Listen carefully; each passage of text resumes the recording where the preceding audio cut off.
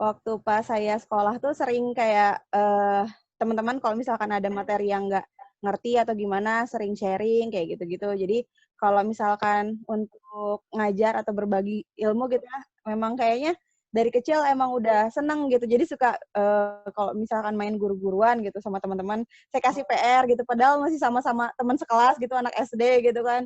Tapi emang seneng aja gitu. Terus untuk ngajar yang formal paling ada di beberapa bimbel, terus juga sempat ngajar di sekolah karena background saya memang pada satu pendidikan gitu. Oh iya, oke, terima kasih Pak Herman. Ya, syukurlah kalau suaranya masuk ya. Oke, di sini sepertinya sudah ada 17 orang ya. Terima kasih banyak sudah menyempatkan waktu untuk hadir. Selamat datang yang baru hadir. Ya, mungkin perkenalan dari saya cukup sekian. Mungkin yang Mbak Resa untuk materinya boleh tolong di-share video yang sudah saya share ke Mbak Resa mungkin ya.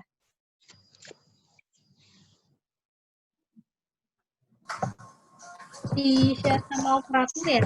Sama Kak Sari ya, Oh, Kak? oh iya, iya, iya. Oh iya, boleh, boleh. Mbak Sari ya? Oke, sebelum saya memaparkan materi saya pada kesempatan hari ini, saya mengajak saudara sekalian untuk menonton video berikut. Mungkin ada yang sudah pernah melihat juga.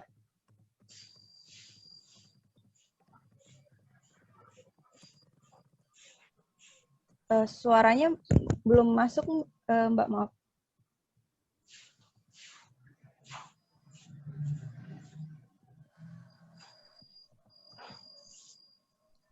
Tangerang, Banten, tega menganiaya anaknya hingga tewas saat belajar online di rumah. Takut aksinya terbongkar, pelaku dan suaminya membawa dan menguburkan jasad anaknya diam-diam di daerah Lebak, Banten.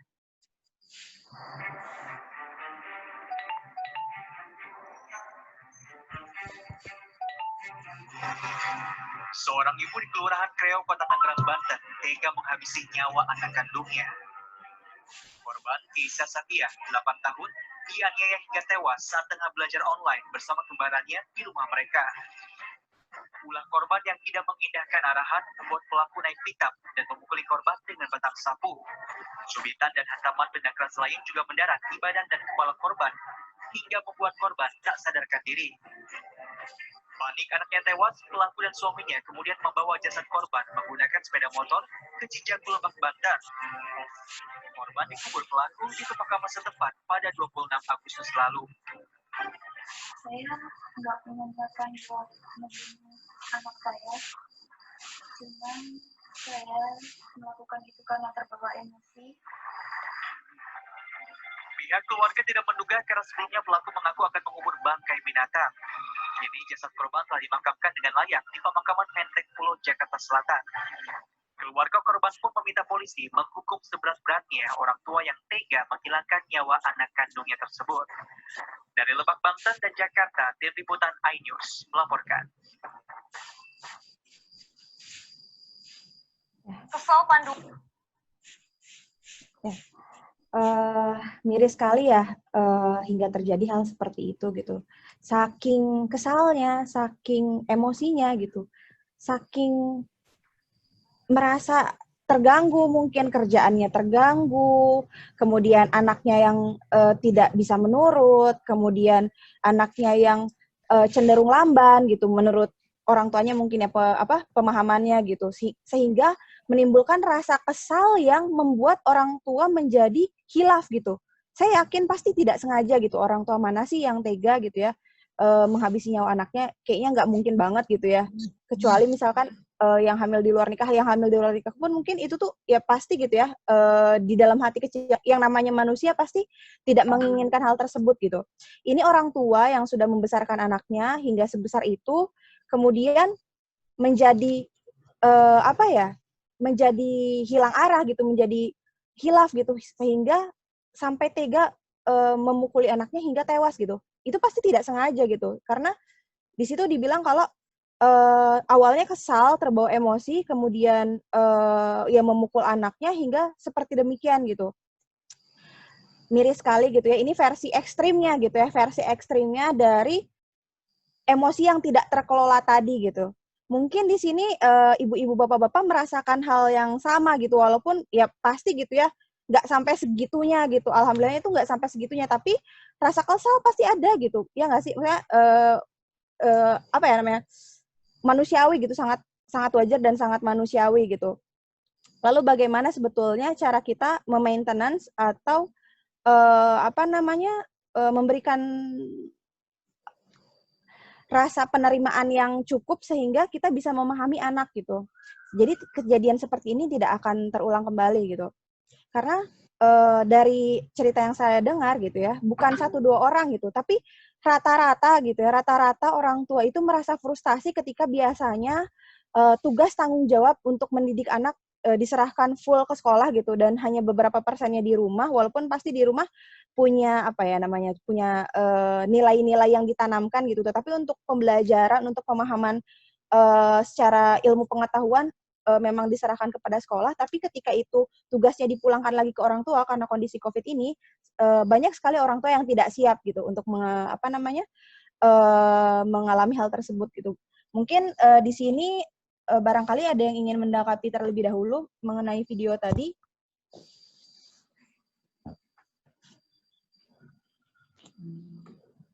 Boleh di kolom chat barangkali. Kira-kira nih, apa sih sebetulnya yang dirasakan khususnya orang tua ketika pembelajaran itu berubah gitu, yang awalnya dititipkan ke sekolah jadi full betul-betul menjadi tanggung jawab orang tua gitu. Mungkin di sini karena homeschooling, jadi saya kurang tahu maksudnya sistemnya seperti apa, apakah orang tuanya menitipkan anaknya jadi ada tempatnya, atau misalkan belajarnya gurunya diundang ke rumah, atau seperti apa? Kalau di Prima Edugama gimana Mbak Resa? Ininya, sistem homeschoolingnya. Untuk Terus belajarnya sih sekarang mekanismenya kalau sebelum COVID kita sebenarnya ada yang tatap muka ke sini, ada yang belajar di rumah gitu sih Kak. Sama ini kalau pembelajaran jarak jauh. PJJ juga ya berarti? Iya, kayak misalnya tapi via online, via Skype gitu. Oh iya. Kalau misalkan setelah COVID berarti lebih banyak ini ya, lebih banyak PJJ-nya ya, Online Kak? semua. Ya. Oh, online semua. Jadi untuk misalkan yang mendampingi mengerjakan tugas dan segala macamnya diserahkan ke orang tua juga gitu ya, Kak? Iya, Kak. Ya berarti apa ya, kurang lebih mungkin walaupun sistemnya berbeda tetapi mengalami hal yang serupa gitu. Jadi orang tua memiliki peran yang awalnya tuh tidak seperti itu proporsinya, sekarang bergeser, yang awalnya guru memiliki proporsi yang lebih besar untuk pendidikan anaknya, sekarang jadi proporsinya lebih besar ke orang tua gitu, karena kondisi COVID seperti ini gitu kan. Mau gimana lagi gitu kan, memang mau tidak mau gitu menjadi sebuah keharusan tanpa adanya mungkin ya sebagian orang tua tuh tidak siap gitu, khususnya khususnya untuk orang tua yang tidak biasa mengajar, dan misalkan kalau orang tuanya itu harus bekerja juga gitu, memiliki kesibukan juga gitu. Alhamdulillah di sini kalau Pak Herman katanya kalau saya karena WFH jadi tidak begitu sulit untuk mendampingi anak belajar online. Masya Allah, keren banget Pak Herman. Ya, alhamdulillah gitu ya. Mungkin di sini tidak sebegitunya gitu ya mengalami kesulitan untuk mengajari anak-anaknya, karena mungkin sudah terbiasa gitu ya mendidik dan mendampingi anak untuk belajar, karena mungkin proporsi dari homeschooling peran orang tuanya sangat besar gitu dibandingkan dengan anak-anak di sekolah umum gitu. Kalau di sekolah umum kan kayaknya udah gitu, anak ditaruh ke sekolah, orang tua sibuk dengan aktivitasnya gitu, dan ada juga malah yang ketemunya hanya malam atau hanya pada saat weekend dan sebagainya gitu, dan pada saat pulang ke rumah pun sudah lelah dengan aktivitasnya sehingga interaksi antara orang tua dan anak sedikit berkurang gitu. Tapi sedikit mungkin di sini ada sedikit ada sedikit perbedaan gitu ya, perbedaan kondisi, dan proporsi tadi gitu yang harus yang biasanya gitu lumrahnya dipegang oleh guru, ini jadi di maintenance sama orang tua gitu. Ada beberapa orang tua ya sebagian besar kalau misalkan yang saya dengar gitu ya, kalau misalkan banyak yang cerita ke saya, sebagian besar belum siap gitu. Tapi alhamdulillah gitu kalau misalkan ini ya ya dari ada tanggapan lagi dari Bu Mila, menurut saya pribadi perihal video tadi karena orang tuanya berpatokan pada nilai, jadi frustasi mendampingi anak-anak. Kalau saya pribadi tidak berpatokan pada nilai, alhamdulillah. Di sini Masya Allah ya, para ibu bapaknya sudah memiliki pemahaman yang lebih kalau menurut saya pribadi ya, karena dari pengalaman saya, kebanyakan orang tua itu tidak semuanya memiliki pemahaman yang baik seperti ini gitu. Jadi bukan nilai oriented gitu, bukan berpatokan pada nilai, bukan berpatokan pada apa namanya tuh pencapaian anak, tapi bagaimana proses anak belajar gitu. Saya sangat kagum sekali karena ternyata di sini memiliki apa ya, orang tuanya Masya Allah memiliki apa ya namanya tuh pemahaman yang sangat baik gitu ya. Di sini ada dari Pak Arief, insya Allah peran orang tua bisa lebih optimal, kedekatan interaksi, kepedulian, dan ada hikmah di balik semua ini, betul sekali. Masya Allah, luar biasa sekali para ibu bapak di sini. Saya apa namanya merasa bangga gitu, karena memiliki pemahaman yang ya sudah, kalau menurut saya ya, maksudnya dari pengalaman saya menghadapi orang tua siswa, sepertinya lebih wise gitu, lebih bijak sekali gitu dibandingkan orang tua pada umumnya gitu. Ya, memang betul gitu karena terkadang mungkin ya yang saya rasakan gitu ya, orang tua itu memiliki ekspektasi lebih gitu terhadap anak dan tadi gitu, betul kata Bu Mila, orientasinya terhadap nilai, sehingga ketika anak tidak bisa mencapai apa yang diharapkan oleh orang tua menjadi kesal gitu. Dan di sini kita harus sadar bahwa tidak semua anak memiliki kapabilitas yang sama. Semua anak pintar dalam bidangnya masing-masing gitu. Kayak kita aja gitu ya, misalkan ada yang misalkan kalau bicara tuh kayaknya lancar-lancar aja gitu. Ada yang misalkan dia sulit untuk berbicara gitu, merangkai kata, tapi dia sangat baik misalkan dalam perhitungan gitu, maksudnya dalam hitungan matematika gitu. Kita aja gitu ya, memang memiliki keahlian yang beda-beda gitu, apalagi anak gitu, dengan kapabilitas yang dia itu masih berkembang gitu. Jadi syaraf-syaraf otak pada anak itu belum semuanya terhubung gitu dengan baik, sehingga memerlukan stimulus yang mendukung gitu.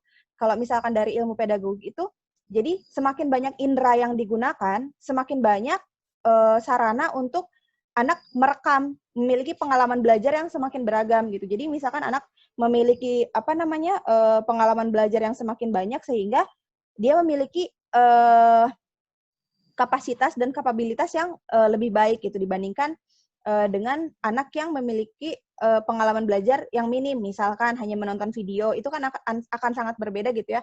Ketika misalkan dia melakukannya langsung, misalkan gini deh, contoh misalkan Bu Mila gitu ya, Bu Mila apa namanya ditanya nih, Bu Mila caranya bikin sayur lodeh gimana sih gitu, misalkan kayak gitu ya.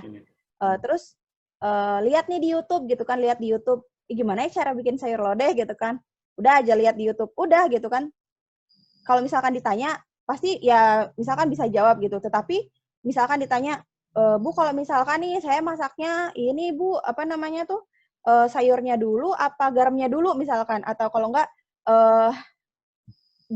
apinya segimana gitu kan. Mungkin kalau di YouTube kita nggak lihat gitu. Maksudnya step by step-nya seperti apa. Akan berbeda ketika misalkan kita belajar gitu ya, bikin sayur lodeh sendiri gitu, kita ngerjain sendiri, kan itu akan sangat berbeda ya. Akan sangat berbeda lagi jika misalkan kita orang tua udah pernah ngajarin nih, waktu kita masih ini gitu ya, masih muda misalkan, cara bikin sayur lodeh tuh gini nak, begini, terus lihat nih orang tua bikinnya, oh begitu ya caranya bikin sayur lodeh. Terus pas udah dewasa nih, mau bikin lagi, tapi belum pernah. Kita lihat lagi misalkan di YouTube, oh cara bikinnya kayak gini, oh waktu itu si mama kayak gini, oh yang di YouTube kayak gini. Terus nyoba gitu. Itu kan lebih kaya lagi gitu, lebih apa namanya, lebih variatif lagi gitu pengalaman belajarnya, sehingga apa yang kita pahami, apa yang kita kuasai itu menjadi lebih berkali-kali lipat. Nah, sama seperti halnya pada anak gitu. Jadi semakin banyak pengalaman belajarnya semakin baik gitu, dan pemahaman anak itu berbeda-beda pada setiap tingkatan usia gitu. Jadi kita tidak bisa menyamakan pemikiran kita dengan pemikiran anak-anak. Jadi ada fase tahap perkembangan jadi ada apa namanya? ada kognitif levelnya gitu kan. Kalau dari aspek pendidikan itu ada kognitif, afektif, sama psikomotor ya. Kognitif itu pengetahuan, kalau afeksi itu kayak perasaannya dia gitu ya, rasa pedulinya dan segala macamnya. Psikomotor lebih ke arah kemampuan secara praktis gitu, secara praktiknya seperti apa. Seperti itu. Nah, dalam aspek kognitif saja, itu ada beberapa tahapan levelnya. Jadi kalau misalkan di SD, dia itu betul-betul harus memegang benda secara langsung dan belum bisa berpikir secara abstrak gitu. Jadi dia itu betul-betul harus yang ada di mata dia, kelihatan sama dia gitu, baru dia bisa pahami gitu. Misalkan kita menyebutkan konsep serangga. Serangga adalah hewan yang memiliki 3 pasang kaki atau kakinya ada 6 misalkan gitu.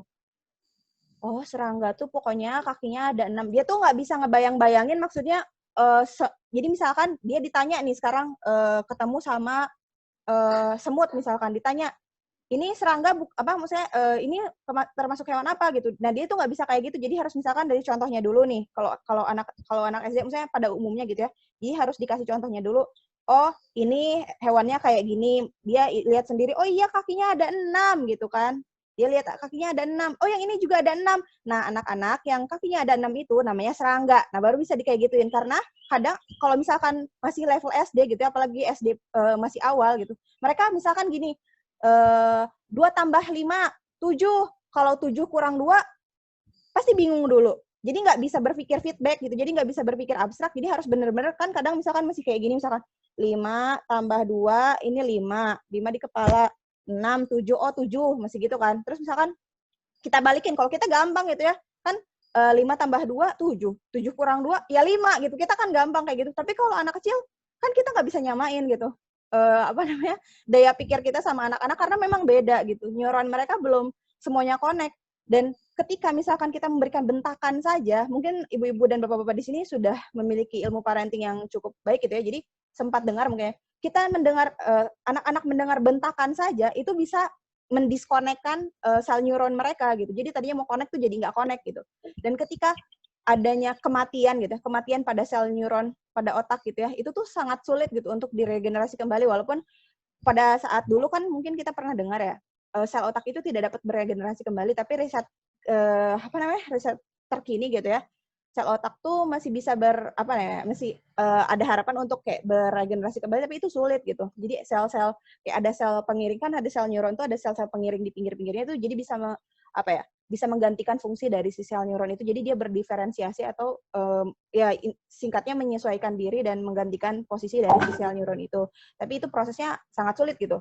Jadi itulah mengapa hal-hal yang kita ingat semasa kecil itu sangat membekas gitu. Jadi memang bekal kita untuk membentuk otak kita sendiri gitu. Jadi apapun yang terjadi ketika kita kecil, mungkin jangan jauh-jauh ke anak kita deh, kita sendiri pun merasakan gitu ya.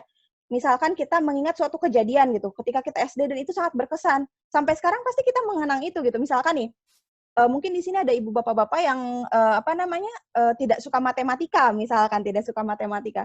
Mungkin karena dulu waktu SD dicap oleh gurunya itu tidak pintar matematika. Padahal senang berhitung misalkan di pelajaran lain, misalkan akuntansi bisa misalkan gitu, tapi dia merasa kalau dia tidak bisa matematika, padahal kan akuntansi matematika juga gitu kan, cuma beda judul gitu. Nah, karena labeling tadi misalkan yang diberikan ketika kita SD, ketika kita kecil, itu akan sangat teringat gitu hingga kita dewasa. Makanya kita harus berhati-hati dalam menjaga perasaan. Tadi kan ada beberapa aspek ya dalam pembelajaran. Jadi semua manusia sebetulnya pada dasarnya memiliki tahapan belajar seumur hidup gitu ya. Dari dari lahir hingga liang lahat gitu. Tapi kayak golden age ketika pembentukan betul-betul yang akan menentukan dia ke depannya seperti apa itu pada saat anak-anak gitu kan. Nah, jadi pada saat anak-anak tuh ada beberapa tadi aspek pembelajaran yang perlu dipenuhi, yaitu kognitif, afektif, dan psikomotor tadi. Jadi kognitifnya kita tidak boleh memutuskan neuronnya juga gitu ya. Maksudnya kayak tadi dengan misalkan kata-kata yang merendahkan atau membanding-bandingkan dengan anak lain, atau misalkan dengan memberikan kata kasar yang menyudutkan dia dan membuat dia merasa tidak bisa gitu kan. Kemudian dari segi afeksi gitu kan ya, kita juga harus memberikan dia motivasi, dan psikomotor kita harus memberikan dia kesempatan untuk memiliki pengalaman yang banyak gitu. Kadang kan ya, mungkin problemnya gitu ya, mungkin ya, saya tidak tahu apakah ibu-ibu bapak-bapak di sini seperti itu atau tidak. Hanya saja mungkin ya, kalau dari homeschooling berarti kemungkinan besar menurut persepsi saya pada saat ini ya, mohon dikoreksi jika salah, memiliki kekhawatiran yang tinggi, betul tidak, terhadap anaknya gitu. Jadi memiliki proteksi yang cukup lumayan gitu. Jadi jangan sampai juga karena kita terlalu memproteksi anak, kita tidak memberikan dia pengalaman yang cukup gitu. Ketika tadi misalkan secara praktik dia harus mencoba gitu, dia harus mencoba sendiri hal yang ingin dia coba gitu. Selama itu masih di ranah yang betul ya, dan kita pun perlu mengarahkan sebagai orang tua. Makanya PR sebagai orang tua ini merupakan tugas yang sangat amat luar biasa berat gitu ya. Bukan hanya nanti di akhirat gitu, apalagi ntar di akhirat gitu ya, itu berat banget. Tapi juga di dunia juga merupakan hal yang luar biasa berat gitu, dan pasti akan terasa hasilnya ketika nanti dia sudah tumbuh dewasa gitu. Akan sangat berbeda anak yang betul-betul mendapatkan akomodasi yang baik gitu ya dari segi kognitif, afektif, dan psikomotor, dan juga anak yang tidak. Misalkan dia pintar banget gitu ya, pintar ini, pintar itu, tapi misalkan secara kesempatan dia tidak sering diberi kesempatan oleh orang tuanya untuk mencoba hal baru, pasti dia akan jatuh di percaya dirinya dia gitu. Dia tidak akan sesukses, misalkan dia tidak akan seberhasil ketika misalkan dia memiliki percaya diri yang cukup gitu. Mungkin kita juga merasakan gitu ya, ketika kita tidak pede, banyak sekali hal yang kita lewatkan gitu ya. Dan jangan sampai anak kita mengalami hal yang serupa gitu. Ya. Untuk dari videonya mungkin itu Mbak Sari ya, boleh tolong dilanjutkan kembali ke materi ininya, materi PPT-nya. Ini waktunya sampai jam berapa ya, Mbak? Mohon maaf, takut saya kelamaan.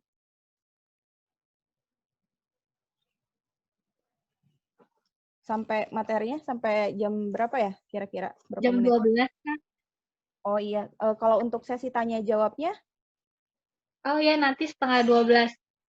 Oke, siap. Berarti masih cukup lah ya, Mbak ya. Kalau saya udah dekat-dekat waktunya tolong diingatkan. Takutnya ini lama. Oke. Boleh di slide share? Oh iya. Ya. Di sini mungkin kita semua merasakan gitu ya, terutama pada saat awal COVID gitu ya, terutama ibu-ibu gitu ya. Ya yang namanya perempuan tuh pasti perasaannya sensitif lah ya, segala dipikirin, segala khawatir, mungkin semua hal tuh kayak jadi kerasa gitu ya. Mungkin pas saat awal-awal ya, khususnya ketika COVID ini terjadi, mungkin kita merasa takut, kadang juga kita stres gitu ya, kita merasa kosong, hampa, biasanya melakukan suatu hal yang umumnya kita lakukan ini jadi nggak bisa gitu kan. Terus juga mungkin bosan gitu ya, karena biasanya bisa kemana-mana, ini diem terus di rumah gitu. Dan ini sebetulnya tanpa kita sadari, dengan dan tanpa adanya masalah pun ini juga jadi masalah buat kita gitu. Jadi begini, mungkin bapak-bapak, ibu-ibu juga memperhatikan ya, ketika terjadi perubahan pada seorang anak misalkan ya, biasanya dia mengalami sakit gitu ya, demam dan segala macamnya. Karena manusia itu memang adaptif terhadap perubahan dan tubuh kita reaktif terhadap perubahan, dan perubahan ini sangat berpengaruh terhadap sistem hormonal yang ada di tubuh kita gitu. Seperti yang kita tahu ya, jadi tubuh kita tuh nggak cuma terdiri dari daging sama otot doang gitu ya, tapi juga banyak banget sistem yang ada di dalam tubuh kita, salah satunya hormon. Dan ini sangat terpengaruh sekali ketika adanya perubahan. Mungkin ibu-ibu bapak juga merasakan ketika misalkan dulu pubertas gitu ya, awal pubertas, ada perubahan di dalam tubuh, misalkan segala macam tumbuh gitu ya, itu tuh berpengaruh gitu ya ke hormonal gitu, berpengaruh ke hormonal. Mungkin kalau misalkan di pubertas itu jadi tumbuh rasa ketertarikan terhadap lawan jenis, atau mungkin jadi merasa kalau yang perempuan mungkin jadi malu dan segala macamnya. Malu dalam artian tuh jadi agak malu-malu gitu. Biasanya kan waktu kecil misalkan main sama tetangga gitu ya, sama yang lawan jenis tuh biasa aja gitu. Tapi makin udah mulai masuk ke pubertas tuh malu gitu. Nah, memang perubahan itu akan sangat berpengaruh sekali terhadap fisiologis tubuh kita gitu. Di sini juga ketika misalkan kita sering melakukan rutinitas yang teratur misalkan pagi-pagi siap-siap apa segala macam, terus berangkat kerja, kita biasanya seperti itu aja ritme hidupnya gitu ya. Terus mungkin di awal-awal senang gitu ya, bisa WFH, bisa bareng sama orang rumah gitu ya. Tapi lama-lama jadi stres gitu. Karena kita yang biasanya ngerasa bebas, ini kayak ngerasa kekurung gitu, walaupun misalkan kita masih keluar nih, walaupun jarang-jarang nih masih bisa keluar gitu kan, atau kalau enggak yang masih tertuntut dengan kerjaan keluar tapi ya tetap pakai protokol kesehatan gitu ya. Mengalami perubahan itu memang merupakan stresor tersendiri gitu bagi manusia itu sendiri, karena memang manusia itu sangat kompleks gitu ya. Perubahan itu akan berpengaruh kepada hormonal yang ada di dalam tubuh kita, fisiologis tubuh kita gitu. Jadi tanpa adanya masalah pun kita udah stres duluan sebetulnya. Secara alamiah ya, itu memang alamiah dan lumrahnya manusia. Jadi itu bukan suatu hal yang misalkan kita kurang iman atau gimana gitu. Memang alamiahnya kita seperti itu. Namun mungkin misalkan ketika kita melakukan pendekatan gitu ya, secara ruhiyah gitu, misalnya kita terhadap, kalau misalkan yang muslim Allah gitu, kalau misalnya ya terhadap Tuhan gitu, itu akan bisa mengurangi stresor kita, mengurangi kadar stres kita, tapi secara lumrahnya, secara alamiah dan naturaliahnya gitu, fitrahnya kita sebagai manusia itu memang akan merespon perubahan itu dan akan merasakan stres tadi gitu. Itu ada dan tidak ada masalah, apalagi ada masalah gitu kan, lebih kompleks lagi gitu. Mangga Teh, boleh dilanjut.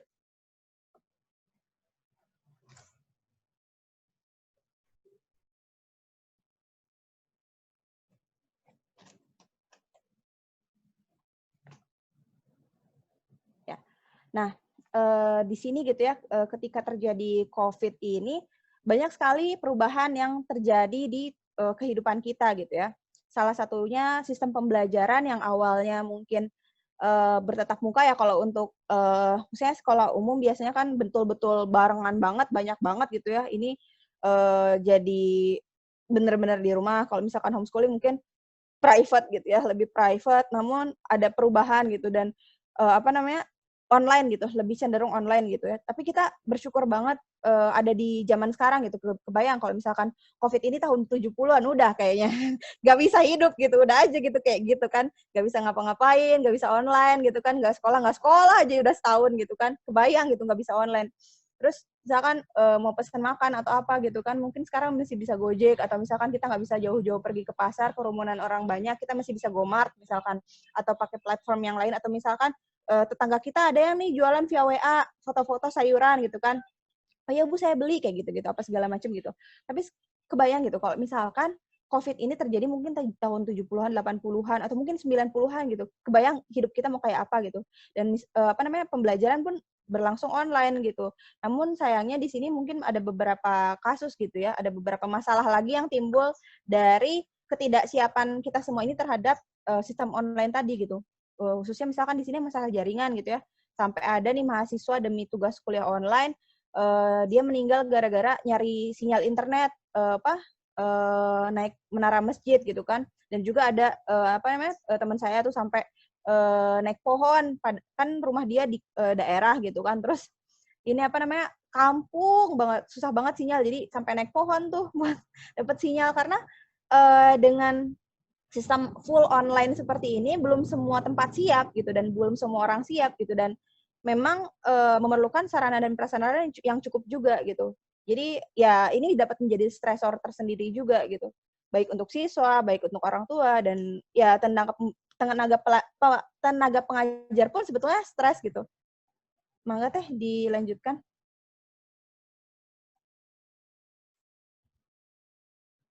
Ya, di sini sebetulnya ya merupakan tantangan gitu ya bagi bagi kita gitu. Jadi ya yang namanya kehidupan gitu ya, pasti gitu ada ujiannya gitu ya. Yang namanya kehidupan pasti ada tantangannya gitu.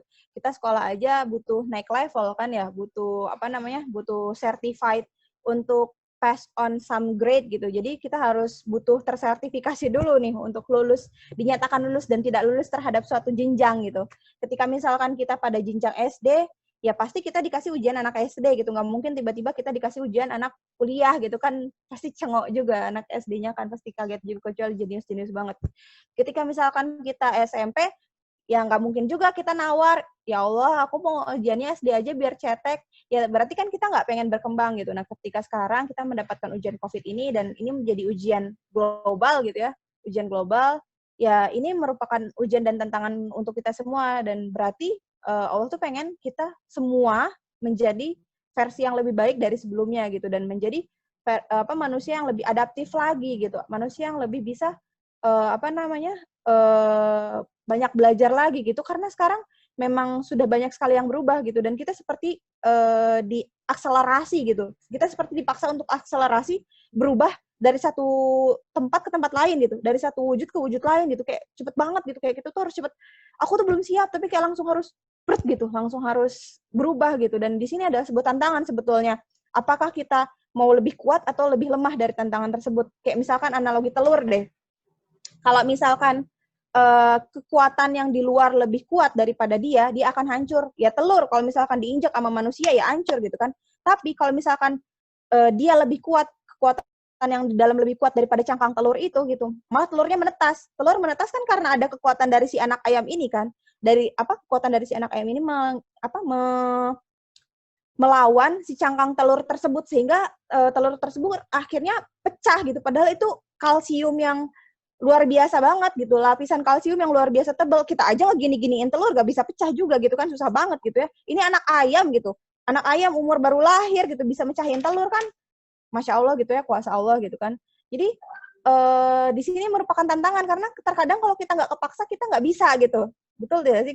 Mungkin ya bapak-bapak ibu di sini juga merasakan hal tersebut gitu. Mungkin anak ayam tadi ketika misalkan tidak dipaksa gitu ya, bukan kepaksa banget gitu, kayaknya nggak bisa juga gitu.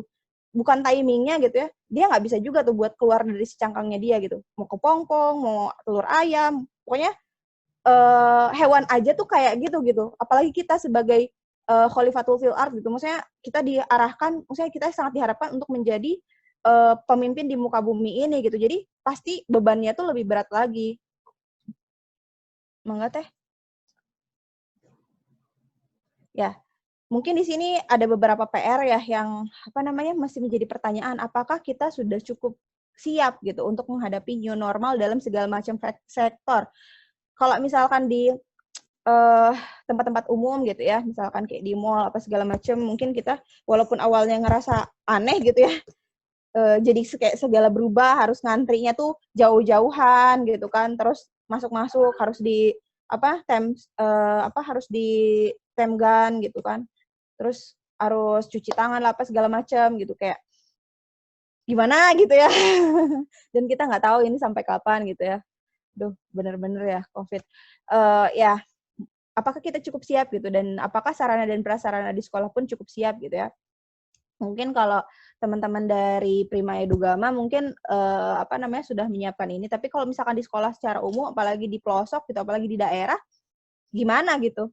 Orang sarana dan prasarana untuk pembelajarannya aja masih susah, apalagi untuk perlengkapan tek-tek bengek per COVID-an gitu, apakah memang sudah bisa dilaksanakan dengan baik atau tidak gitu, karena ternyata di kampung-kampung terpencil pun sekarang udah nyampe gitu COVID tuh. Karena misalkan ya kayak camat atau misalkan lurahnya tetap harus tugas dinas kan ke daerah-daerah gitu kan, atau misalkan ke daerah lain, pulang-pulang tuh bawa COVID gitu, kayak gitu-gitu. Jadi orang-orang di daerah pun nggak sepenuhnya terisolasi gitu. Jadi mereka contain dari orang-orang yang ada di kota gitu, dan ya itu bukan salah mereka juga gitu. Maksudnya bukan salah orang-orang yang ada di kampung yang menetap juga gitu. Tapi memang ya sunatullahnya memang jadinya tuh semuanya jadi kena gitu. Dan apakah semua tempat sudah siap dengan menghadapi fase new normal ini, khususnya dari sistem pembelajaran? Mangga teh, next, punten.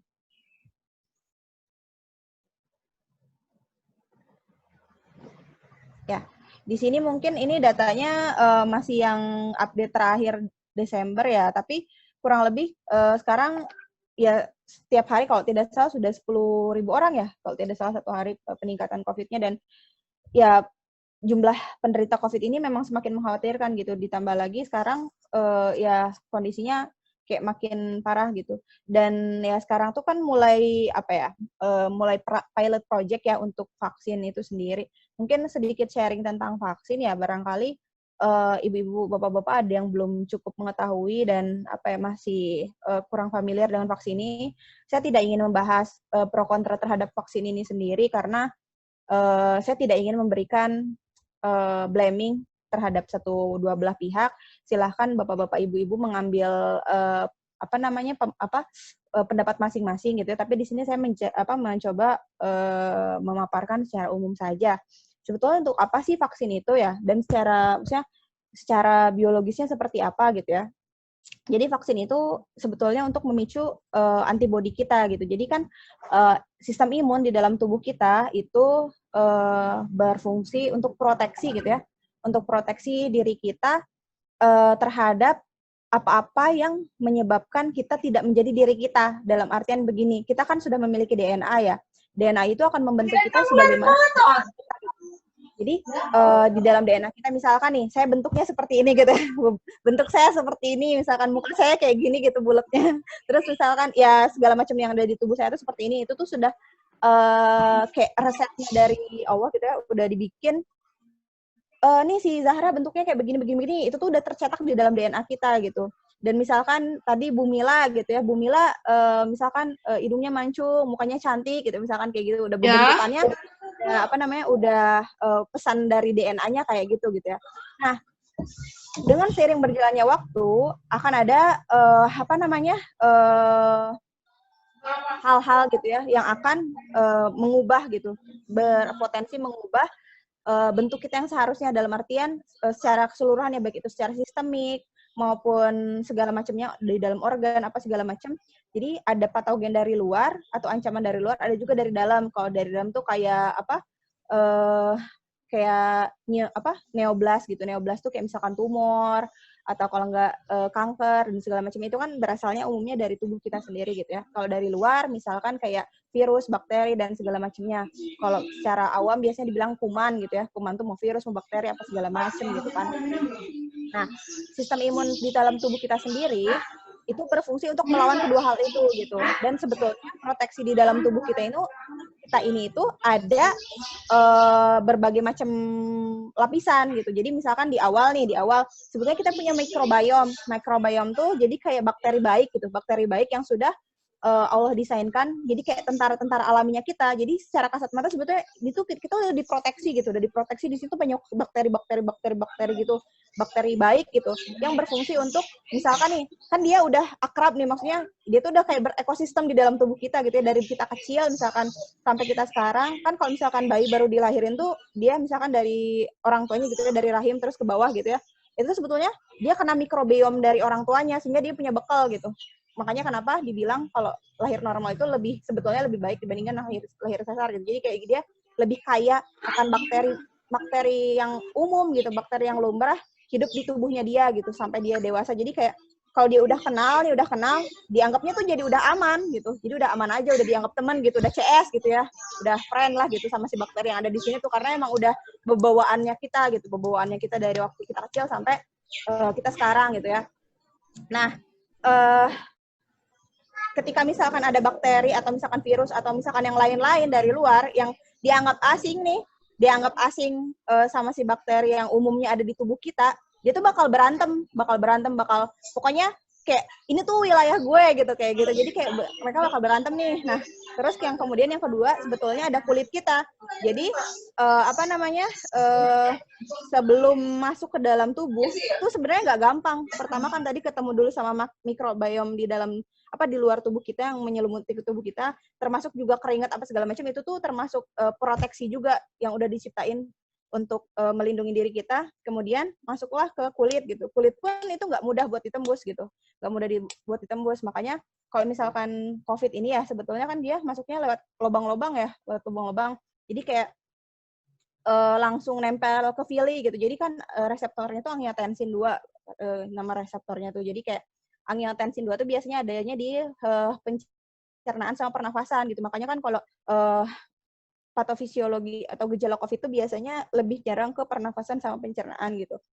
Karena memang reseptornya tuh adanya di situ gitu. Si angiotensin itu tuh adanya umumnya di pencernaan sama pernafasan gitu. Nah, kemudian kalau misalkan kan tadi bakteri atau virus tuh misalkan tadi masuk ya, udah kalau yang di luar kan nggak bisa masuk nih karena dia nembus kulit apa segala macam gitu. Sebetulnya ketika kita rajin cuci tangan kan sebetulnya lebih bersih cuci tangan pakai air dibandingkan sama hand sanitizer sebenarnya. Jadi kayak itu sebenarnya udah ada pelindungnya juga. Jadi kalau kita alirin pakai air itu tuh sebenarnya udah ngalir juga, tapi emang lebih bagus kalau misalkan pakai sabun lagi gitu.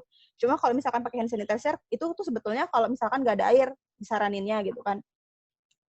Tapi lebih baik banget pakai sabun, pakai air gitu untuk sekarang gitu. Mungkin ya memang kita harus proteksi lebih kuat lagi. Kalau misalkan biasa-biasa kan pakai mikrobiom kita aja tuh udah cukup. Tapi kalau untuk sekarang nggak bisa sekaya dulu gitu. Jadi memang harus dibantu gitu sama kita lebih aware sama cuci tangan dan segala macamnya kayak gitu. Dan sebetulnya lebih baik tidak berlebihan juga karena akan mematikan mikrobiom yang ada di tangan kita. Jadi secukupnya saja gitu. Jadi jangan kadang tuh kan dikit-dikit hand sanitizer dikit-dikit sampai udah bleber-bleber gitu ya, sampai udah kering-kering, sampai udah iritasi-iritasi gitu. Kadang kan ada juga yang kayak gitu dan sebetulnya itu justru kurang baik karena malah membuka pori-pori gitu kan. Sebetulnya kulit juga perlindungan yang ada di tubuh kita juga gitu. Oh ya, tadi masuk misalkan yang melalui pencernaan dan pernafasan, misalkan ya kalau misalkan virus COVID gitu ya, kalau misalkan kita lupa cuci tangan terus makan gitu ya, terus misalkan pernafasan atau misalkan kita nganga gitu tiba-tiba ada angin masuk gitu ya, ada orang habis bersin gitu si dropletnya masuk gitu ya,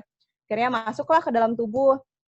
Nah, fungsinya sistem imun, dia bakal ngenalin tuh, kan sebetulnya ada sistem imun spesifik dan non-spesifik, cuma kayaknya itu kepanjangan kalau saya jelasin juga. Ya, intinya seperti itu. Jadi, virus atau bakteri atau kuman tadi menjadi patogen yang memicu si sistem imun kita. Jadi, di sistem imun kita, itu juga bakal berantem. Jadi, dia bakal ngeluarin sel-sel, kalau misalkan yang ini kan, yang ngeinin si COVID, misalkan kayak T helper gitu ya. Misalkan si sel T helpernya itu bakal kayak berantem gitu sama si virusnya tuh gitu. Oh, berantem. Kalau misalkan lebih kuat imun kita, maka kita bisa jadi menang gitu ya, si COVID-nya kalah. Kalau misalkan imun kitanya lemah, nanti si COVID-nya yang menang, kitanya yang kalah. Makanya dia bakal ngegerogotin si sel-sel di dalam tubuh kita. Jadi virus itu atau bakteri itu sifatnya kayak merubah si DNA tadi. Kan tadi udah dijelasin ya. Jadi kita bebentukannya maupun itu organ apa segala macam itu tuh kayak udah disetting gitu ya. Misalkan kayak tadi bentuk organ saya harusnya seperti ini, bentuk organ saya harusnya seperti itu gitu ya. Nah, dengan adanya imun tadi sebetulnya melindungi agar si bentuknya itu tetap kayak gitu. Nah, si virus ini akan mereplikasi dirinya, DNA kita menjadi DNA yang sudah kontaminan sama si virus itu, makanya jadi rusak gitu. Jadi karena dia udah nggak kenal lagi, jadi rusak. Dan ketika misalkan dia udah bisa bereplikasi, dia bisa memperbanyak diri gitu, mereproduksi diri lagi gitu ya di dalam tubuh gitu. Jadi misalkan asalnya satu nih sel yang kena, dia tuh misalkan ini COVID-nya gitu, cek nempel gitu ya di si angiotensinnya cek gitu ya, nempel. Terus ini tuh udah jadi dia tuh masukin si DNA-nya dia masuk ke dalam gitu. Kita sel misalkan si DNA-nya tuh udah nyampur gitu ya, dia udah jadi jahat gitu ya, udah jadi bukan manusia lagi gitu, udah selnya udah sel manusia plus COVID gitu. Wah gitu udah jadi jahat, dia nginfeksi lagi nih ke yang sel temennya gitu. Ini juga jadi jahat lagi, ini tuh jadi mati gitu lama-lama kan, karena dia tuh kayak ada yang bisa mati kalau misalkan emang imun kita masih ini gitu, ada yang enggak gitu ya. Misalkan ini dia misalkan menang gitu, itu bakal pindah lagi ke temennya kayak gitu. Makanya jadi rusak gitu si ininya. Oh iya, ya kayak gitu. Oke. Nah, jadi kurang lebih kayak gitu ya kalau misalkan fungsi imun tadi ya. Terus misalkan kalau vaksin itu jadi dia kan kalau tadi si virusnya aktif nih, jadi sama si gen yang untuk menginfeksinya tuh masih aktif gitu, jadi bisa menginfeksi ke yang lain. Nah, kalau misalkan vaksin, itu udah dilemahin si virusnya, jadi si gen untuk infeksiusnya udah diambil, jadi ketika dia nempel nih, misalkan tadi si COVID itu nempel si angiotensin, si sistem imun tuh tetap ngerespon, tapi sebetulnya dia udah low infeksius gitu, kayak gitu, singkatnya kayak gitu. Jadi untuk misalkan dibilang kan untuk herd immunity itu jadi kayak kita tuh membangun imun kita sendiri ketika kita kenalan sama si virus COVID tadi gitu kan. Nah itu sebetulnya tergantung dari ibu-ibu bapak-bapak masing-masing apakah pro atau kontra. Saya tidak ingin membahas hal itu, cuma tadi sekilas tentang tentang imun dan vaksinnya itu sendiri. Mohon maaf kalau kepanjangan. Boleh teh tolong dilanjutkan. Ya. Di sini ada dampak sampingan dari COVID-19. Sebetulnya ini belum established ya, dalam artian ini masih kayak newspapernya di Science Direct. Jadi kayak ada newspaper peneliti gitu. Cuma memang belum betul-betul. Jadi kalau untuk jadi sebuah teori atau misalkan establish jadi sebuah pernyataan yang bisa betul-betul dipercaya itu mesti agak butuh riset yang lebih panjang. Jadi ada kecenderungan bahwa selain menjadi faktor pemberat dari dari COVID, jadi si COVID ini kan tadi di angiotensin ya dia nempelnya. Nah si angiotensin itu ada juga di kelenjar endokrin. Nah salah satu kelenjar endokrin itu kan pankreas ya. Jadi ada kecenderungan kalau COVID ini tuh bisa merusak sel beta pankreas juga, jadinya menstimulasi diabetes mellitus. Agak serem sih sebenarnya, jadi kayak merambat kemana-mana gitu ya. Mungkin juga bapak-bapak ibu-ibu sempat gitu dengar ada tetangga yang jadi penyakitnya tuh aneh-aneh gitu gara-gara kena COVID gitu. Jadi Allahu alam ya sebetulnya seperti apa, cuma memang yang ada reseptor angiotensinnya berkemungkinan buat ketempelan sama COVID gitu. Jadi bisa agak kompleks gitu. Jadi harus ya lebih hati-hati aja. Mangga Teh, dilanjut. Ya di sini sebetulnya kalau misalkan dari secara umum ya data Indonesia sebelum terkena COVID nih, penyakit yang justru sering menyebabkan kematian tuh penyakit tidak menular gitu. Jadi sebetulnya penyakit menular kalau sebelum ada COVID ini tuh buat Indonesia nggak terlalu ini banget. Jadi penyakit karena pola hidup gitu. Mungkin juga makin kesini tingkat kematian karena COVID meningkat di Indonesia karena pola hidupnya kayak udah keganggu gitu. Jadi mager gitu waktu pas di rumah terus atau gimana gitu. Mangga Teh dilanjut. Ini kayak informasi aja sih. Ya, jadi sebetulnya untuk orang tua sendiri ya tidak perlu sebetulnya ya. Kalau untuk anak kecil gitu ya, tidak terlalu perlu khawatir banget karena gimana ya? Walaupun gitu ya pengalaman imun anak kecil itu nggak terlalu banyak, jadi kan maksudnya pengalaman hidupnya masih sedikit nih, yang virus yang dia ketemu masih sedikit juga gitu. Tapi secara regenerasi sel anak kecil tuh lebih cepat gitu karena memang masih masa pertumbuhan. Jadi kalau misalkan dia harus nggak sengaja terpapar atau berantem nih sama virus COVID, biasanya anak tuh lebih cepat buat rehabilitasinya, recovery-nya lebih cepat karena memang masih masa pertumbuhan gitu. Jadi beberapa orang yang yang menjadi rentan terkena COVID, khususnya orang tua, autoimun, riwayat gangguan pernafasan, melahirkan, kelelahan atau stres gitu ya. Terus misalkan ibu hamil dan menyusui juga gitu ya. Nah, makanya di sini ketika misalkan vaksinasi tidak disarankan terhadap orang-orang ini. Kenapa? Karena sebetulnya yang diperkenalkan atau yang divaksinin itu udah virus COVID juga gitu. Jadi dengan kan udah low infection tadi ya. Walaupun dia low infection, tapi kalau misalkan kena orang yang rentan, itu tuh belum tentu orang itu bisa kuat gitu buat ngadepin, padahal yang udah low infection gitu. Makanya nggak disaranin orang-orang yang rentan kena COVID ini untuk ikut vaksin. Mungkin kan ibu-ibu, bapak-bapak suka bertanya-tanya, kan suka ada dibilang orang yang nggak disaranin buat vaksin gitu ya. Nah, yang kayak gimana sih orangnya? Ya sebetulnya orang yang rentan kena COVID itu orang yang nggak disaranin juga buat vaksin gitu, kayak misalkan orang yang dengan penyakit autoimun atau orang dengan riwayat penyakit jantung dan segala macam sebetulnya agak rentan juga kalau divaksinasi gitu. Tapi kalau untuk anak kecil sebetulnya anak kecil itu nggak terlalu semengkhawatirkan orang tua gitu, karena kalau orang tua tuh si imunnya juga udah low. Jadi mungkin di sini ketika misalkan menghadapi pembelajaran yang awalnya daring mau menyesuaikan lagi nih tatap muka, mungkin orang tua jadi kayak nggak terlalu perlu sebegitu khawatirnya ketika misalkan para guru di sini sudah berusaha untuk menjaga anak-anaknya gitu. Jadi tidak semengkhawatirkan ketika misalkan si anak misalkan nanti terus berlanjut gitu ya 2 tahun misalkan tidak mendapatkan kebutuhan asupan pendidikan yang ini gitu ya, walaupun misalkan kok kayak lebih pentingin pendidikan daripada kesehatan. Maksudnya bukan ke sana, tetapi untuk resiko dari anak terpapar virus COVID ini sendiri tidak semenakutkan kalau misalkan terkenanya tuh pada orang tua gitu khususnya. Mangga Teh, next.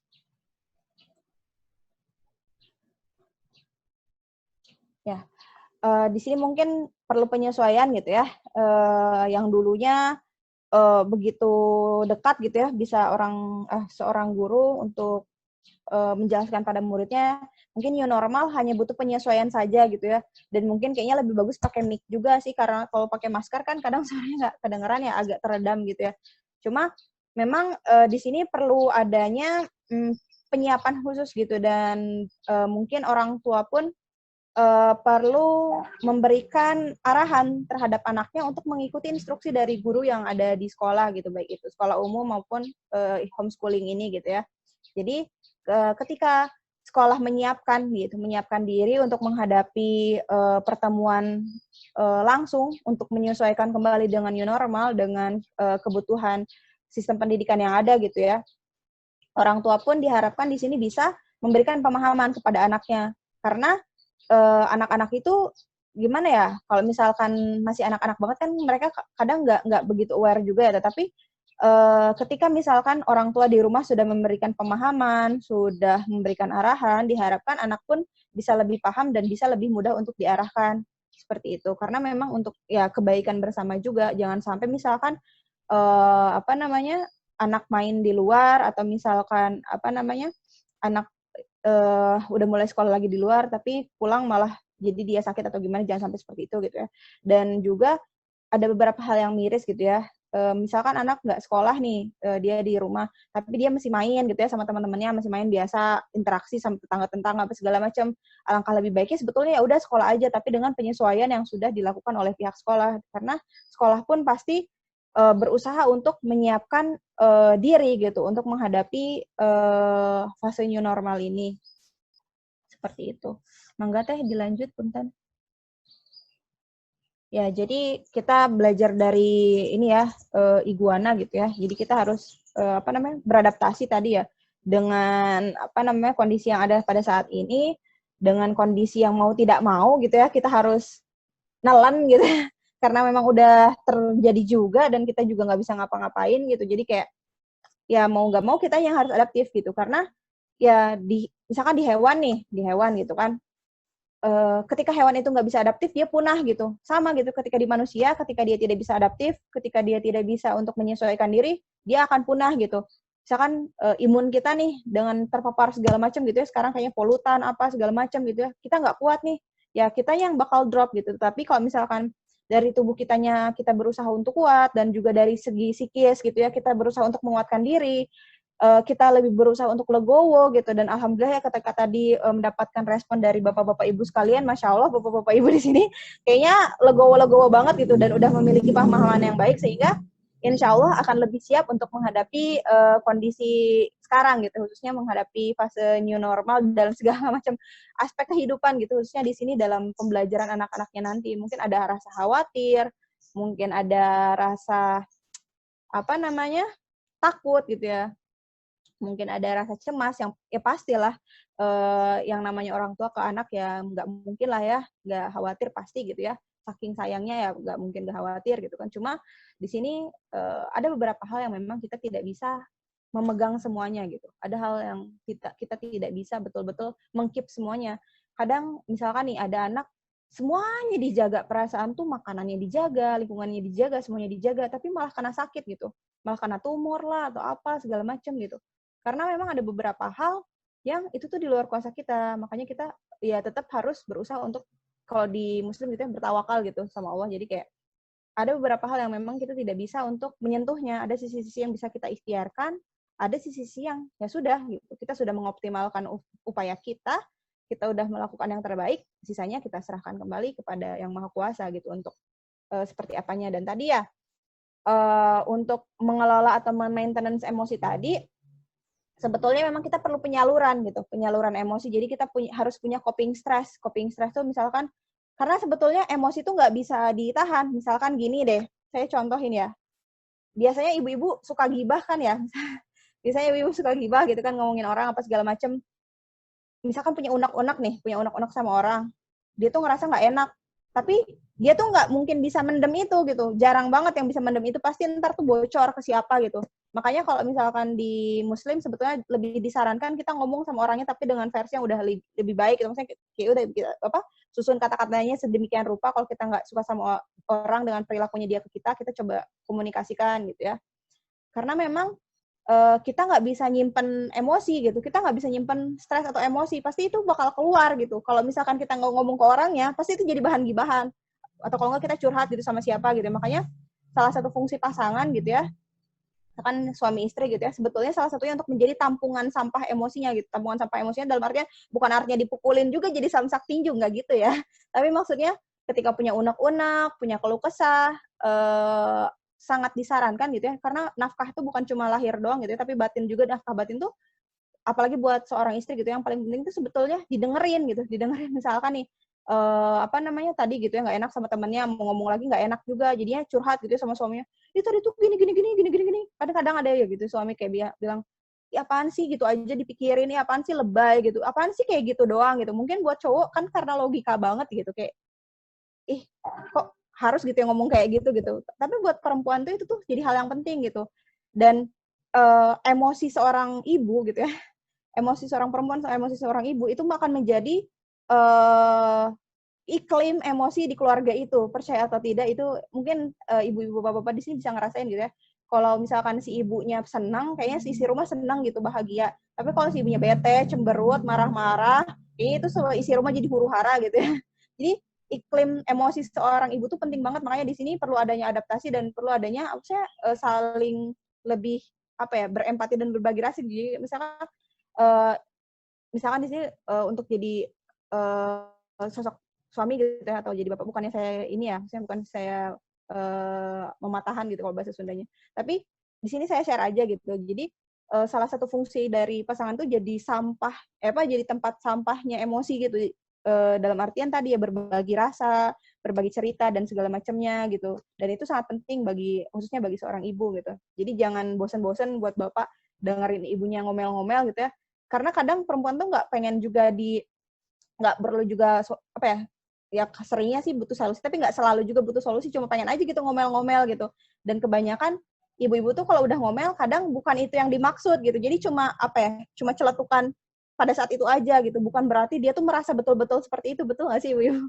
Jadi kayak bukan benar-benar ya udah misalkan ngerasa ya aku tuh nggak pernah didengar, aku tuh nggak pernah dihargain, aku tuh nggak pernah disayangin, misalkan ngomong kayak gitu, nggak benar-benar maksudnya tuh benar-benar kayak nggak merasa berterima kasih, bukan gitu. Tapi pada saat itu dia merasa seperti itu gitu, ya udah jadi dengerin aja gitu, jangan juga dimasukin ke hati atau misalkan jadi marah balik atau gimana gitu. Dan ini tuh akan sangat berpengaruh sekali terhadap iklim keluarga. Jadi kalau misalkan si ibu itu nggak keluar gitu ya si emosinya, pasti tumpahnya ke anak gitu. Makanya di sini harus harus ada saling balance lah gitu di antara keluarga gitu, karena COVID ini seperti tadi gitu ya, mau ada nggak ada masalah juga di awal, perubahan besar lagi ya, hal seperti ini perubahan besar akan membawa stres tersendiri gitu. Jadi secara di dalam tubuhnya tuh ada namanya reaktif oksigen spesies. Jadi di dalam tubuh itu ketika kita mengalami tekanan gitu ya, mengalami tekanan secara emosional, itu tuh akan menghasilkan racun tersendiri dalam tubuh gitu. Jadi tanpa pun misalkan kita kepapar COVID dari luar, sebenarnya itu udah ada racun-racun tersendiri dalam tubuh kalau kita stres gitu. Makanya tadi perlu ada coping stresnya gitu. Jadi kita nggak bisa mendem-mendem emosi. Jadi harus gimana sih kayak udah air matang gitu ya, kita harus buka gitu. Nggak mungkin kita terus-terusan pendem malah jadi meledak gitu ntar. Dan nanti kesalurinnya malah jadi kemana-mana gitu dan jadi nggak kontrol tadi gitu. Mangga Teh, punten boleh dilanjut.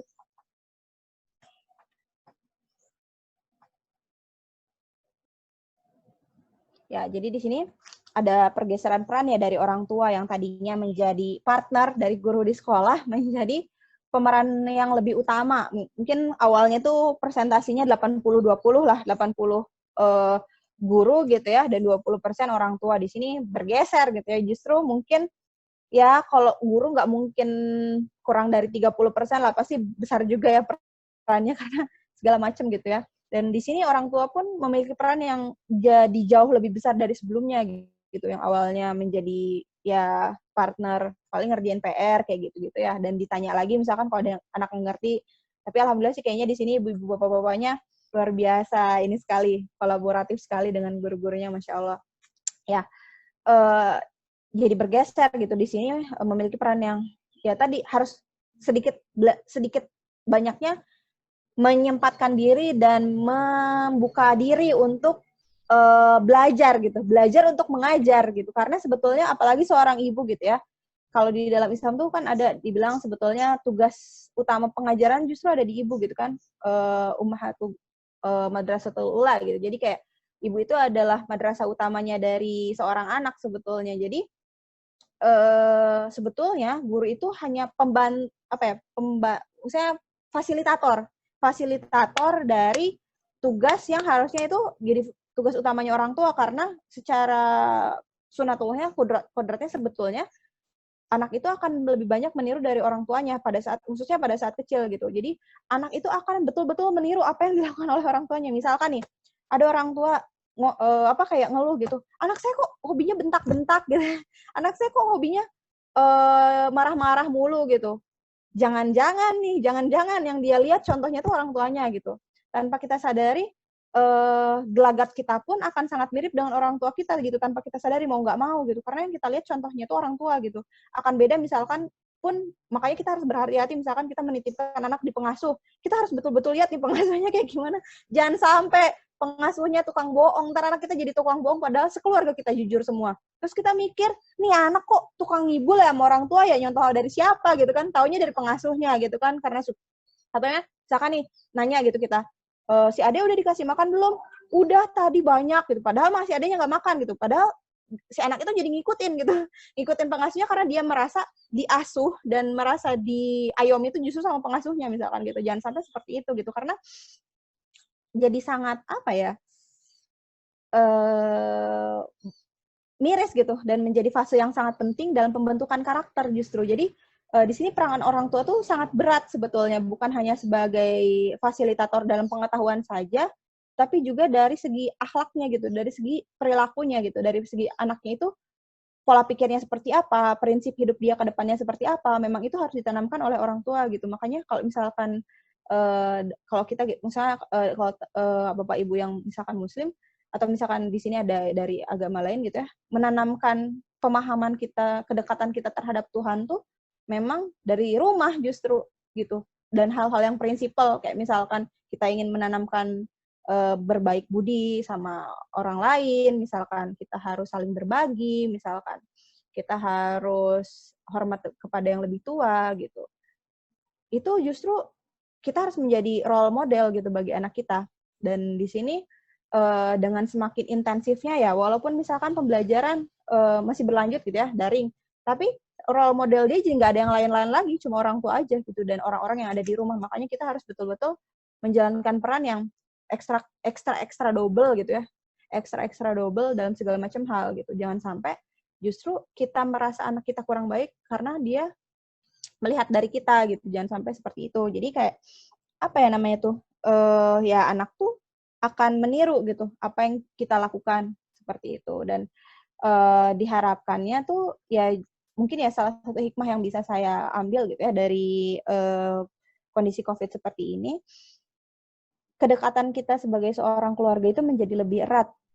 Betul tidak sih ibu-ibu, bapak-bapak? Jadi kayak terkadang mungkin kita tidak benar-benar memahami anak kita seperti apa, atau misalkan, si adik kayak gini ya, si kakak kayak gini ya, kadang kita baru nyadar gitu. Pernah nggak sih tahu misalkan anak kita sebetulnya suka makan apa, suka warna apa, sukanya digimanain gitu, karena dia juga manusia gitu, sama seperti kita gitu, sama seperti kita. Jadi kita misalkan suka diginiin, kita nggak suka digituin, kita sukanya dibilanginnya kayak gini, kita nggak suka digituin. Nah, jangan sampai kita menempatkan anak kita tuh kayak benar-benar di bawah gitu, kayak benar-benar di bawah, dia anak saya orang tua gitu. Jangan sampai seperti itu, karena anak pun manusia gitu, manusia walaupun versi kecil gitu, dan dia akan tumbuh menjadi seorang yang dewasa kelak gitu.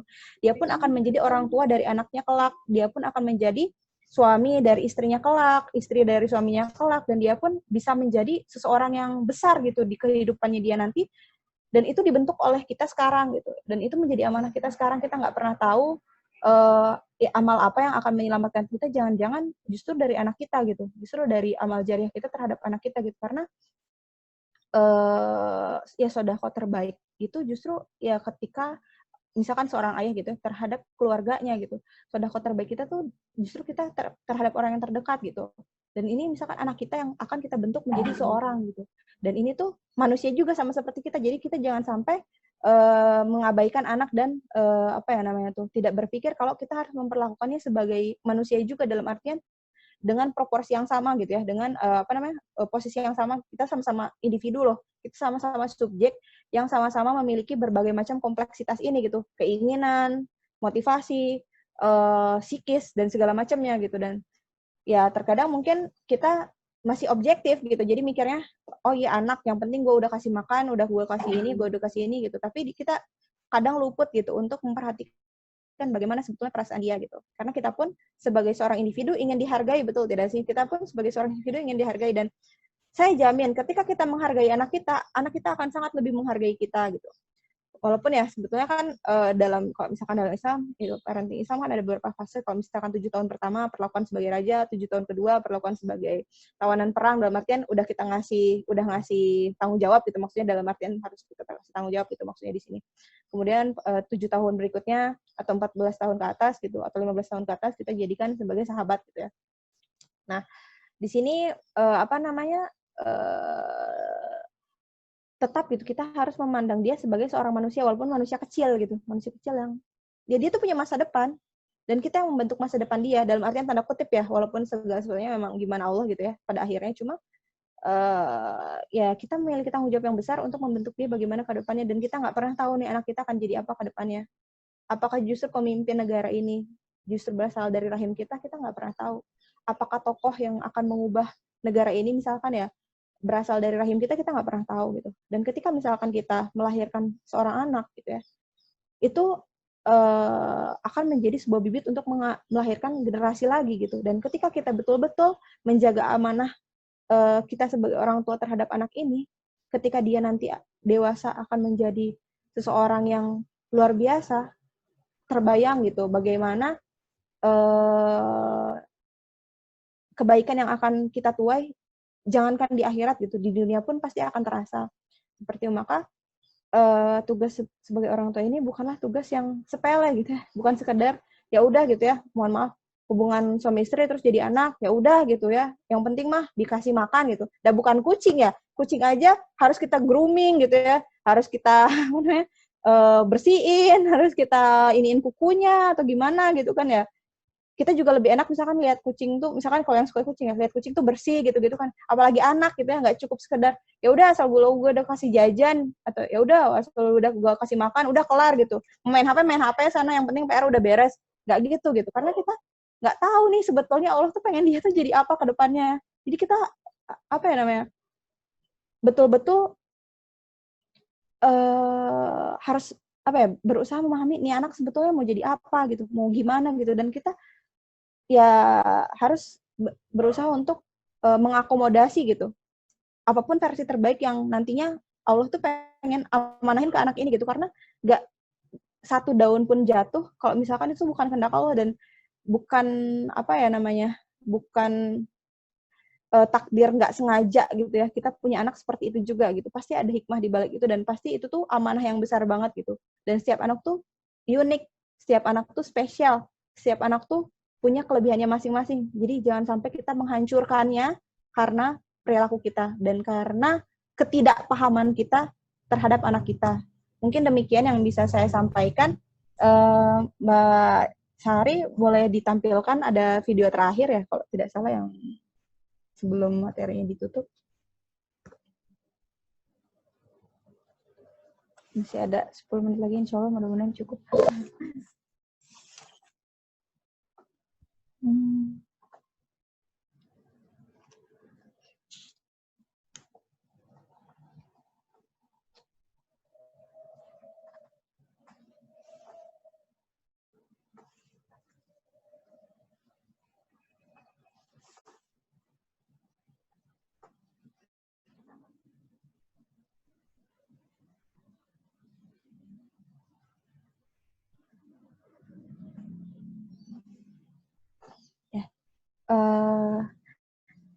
Mbak Sari, mohon maaf boleh di-share videonya atau masih dalam proses yang terakhir? Video terakhir. Ya, baik. Sambil menunggu mungkin ya share dari panitia. Mungkin sedikit, oh iya, udah ya. Belum ya? Udah ya. Oke. Sambil ini sedikit penutup mungkin. Ya, jadi kalau misalkan dalam Islam tuh ada beberapa fungsi anak ya, misalnya bukan fungsi ya, jadi kayak inian anak bisa menjadi ujian, bisa menjadi musuh dalam tanda kutip, bisa menjadi wasilah untuk semakin mendekatnya kita ke Allah gitu. Jadi ya bergantung kitanya lagi gitu, ingin menempatkan anak seperti apa gitu, karena misalkan ya segala sesuatu mau tidak mau, sadar tidak sadar itu akan kembali kepada diri kita juga, seperti itu. Di sini ada video tentang salah satu hikmah mungkin ya dari kedekatannya kembali orang tua sama anak gitu ya. Karena ketika kita berbicara dari hati ke hati dengan anak kita, saling mengenal kembali, saling apa ya, mencoba memahami gitu ya, sebenarnya anak kita gimana gitu ya.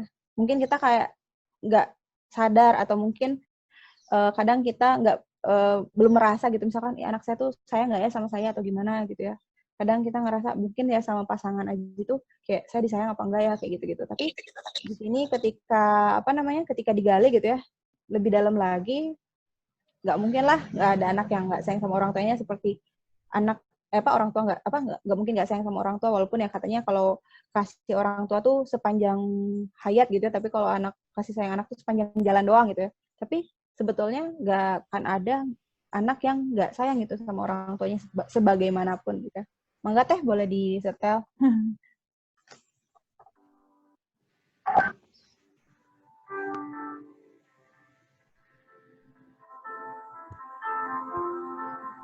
Kita sedekat apa sih?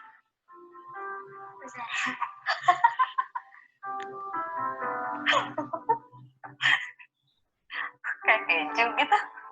Keju kalau mozzarella lengket. Jadi selengket itu.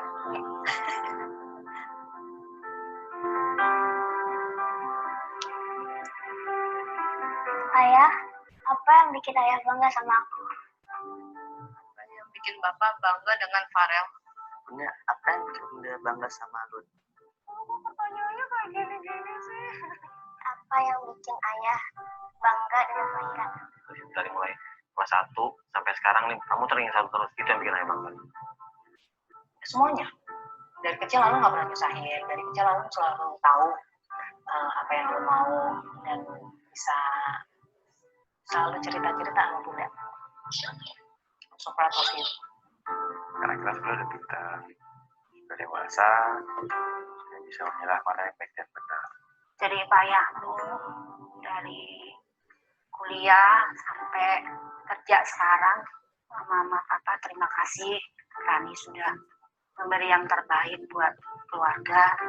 Dan kamu selalu berusaha semaksimal mungkin untuk menjadi yang terbaik dan membanggakan orang tua.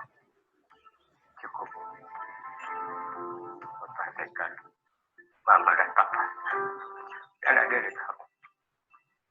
Dan kamu sudah bisa mandiri. Bunda bangga nggak sama Sarah? Bangga banget. Bunda bangga punya Anung, punya Sarah. Udah senang punya Anung. Anung pun anugerah buat Bunda. Anugerah buat Ayah. Itu kayak surprise yang diciptakan Tuhan buat Bunda sama Ayah.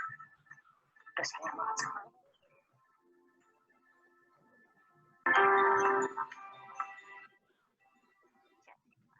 Yang baik,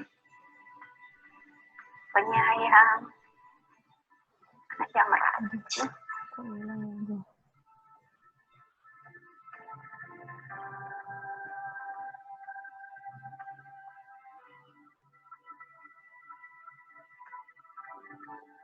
Terima kasih untuk perhatiannya, pengertiannya.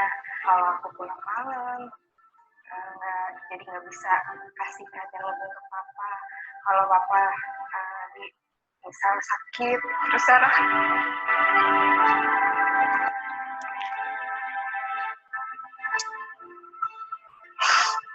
waktu Sarah kepotong untuk ngurusin papa karena Sarah kerja. Didik aku dari aku masih kecil sampai sekarang aku udah gede, ayah olahin aku sampai sekarang aku udah bisa tumbuh dewasa. Saya akan lakukan yang terbaik. I'll do my best. Gak apa-apa jam 12 lebih dikit, karena aku gininya aku. Terima kasih ya Bun atas semua yang Anda lakukan untuk Alun.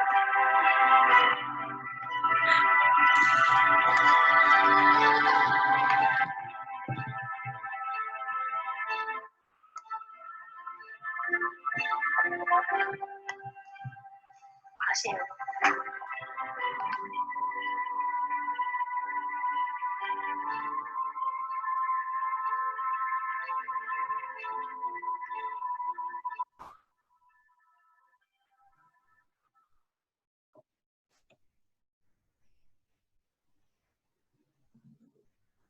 If you Ya. Aduh, pengen nangis. Kalau saya lihat ini pengen nangis rasanya.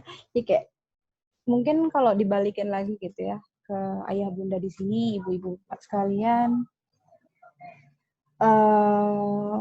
kalau ditanyakan gitu ya pada kita, sebetulnya hal apa sih yang membuat kita bangga pada anak kita gitu? Sebetulnya seberapa besar sih berharganya anak kita untuk kita gitu? Ya, mungkin itu akan menjadi pertanyaan yang sangat amat menyentuh gitu ya untuk kita, karena dengan kehadirannya pun di dunia menjadi sebuah kebahagiaan tersendiri untuk kita, betul tidak sih? Menjadi sebuah ya hal yang tidak pernah kita sangka-sangka gitu, memiliki anak dalam bagaimanapun kondisinya gitu. Dan ketika kita sudah mendapatkannya, ketika kita sudah menanti-nantikannya, kita sering tidak sabar untuk menghadapi anak-anak kita. Kita sering tidak sabar dengan celoteh mereka, tingkah pola mereka yang mungkin menurut kita ya kadang mengesalkan gitu ya. Udah urusan kita banyak, kepala kita pusing, tapi bukan salah mereka juga gitu. Mereka kayak gitu tuh karena mereka belum paham gitu kan. Dan ya pasti dengan kita diamanahinya seperti itu gitu ya, pasti Allah tuh udah ngasih kapasitas yang sama gitu. Tinggal apakah kita mau memacu diri kita untuk sampai ke sana atau enggak. Harapan saya mudah-mudahan setelah dari webinar ini, ibu-ibu, bapak-bapak sekalian bisa memeluk anak-anaknya yang ada di rumah, mencium keningnya sambil berkata, "Ibu dan bapak sayang padamu nak, bangga padamu nak." Karena kata-kata itu pula yang kita rindukan dari orang tua kita, betul tidak? Dan sampai umur saat ini, mungkin hanya sedikit sekali dari kita yang mendapatkan kata-kata tersebut dari orang tua kita. Dan itu pun yang dirindukan oleh anak-anak kita. Ya, mungkin barangkali jika dibutuhkan nanti ada sedikit materi yang bisa saya berikan lewat Word ya. Nanti saya titipkan insya Allah ke Mbak Resa, ada sedikit sharing. Saya untuk lebih mengenali tipe-tipe karakteristik anak seperti apa. Sebetulnya ini kayak potongan dari penggalan buku saya, tapi belum jadi. Mungkin saya akan share insya Allah secara free ke ibu-ibu bapak-bapak yang ikut webinar di sini. Insya Allah nanti saya share ke Mbak Resa.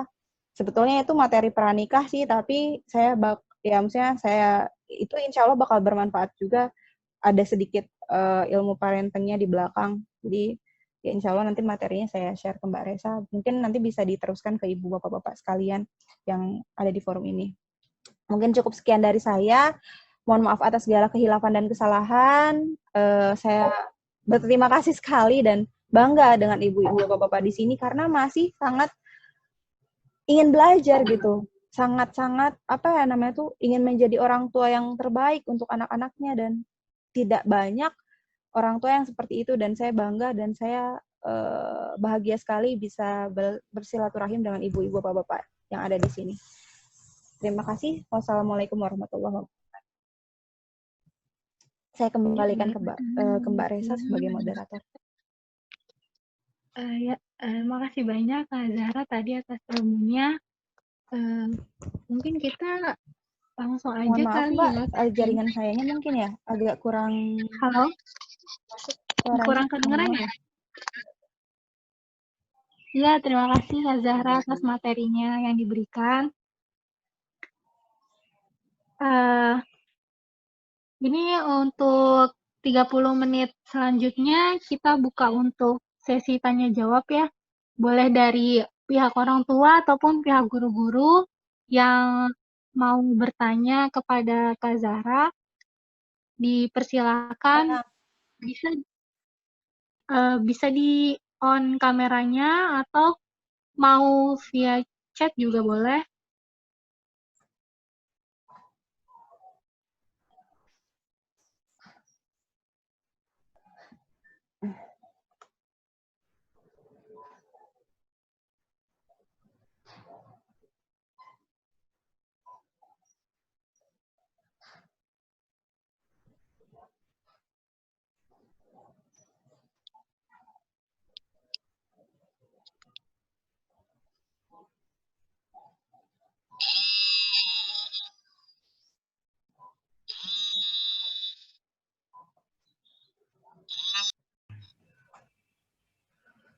Mangga silahkan ibu-ibu, bapak barangkali ada yang ingin ditanyakan atau ada materi yang masih belum dipahami. Waalaikumsalam warahmatullahi.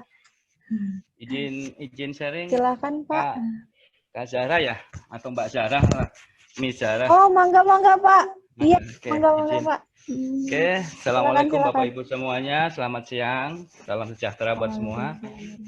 Terima kasih pertama-tama kami sampaikan kepada panitia yang telah mengadakan acara ini.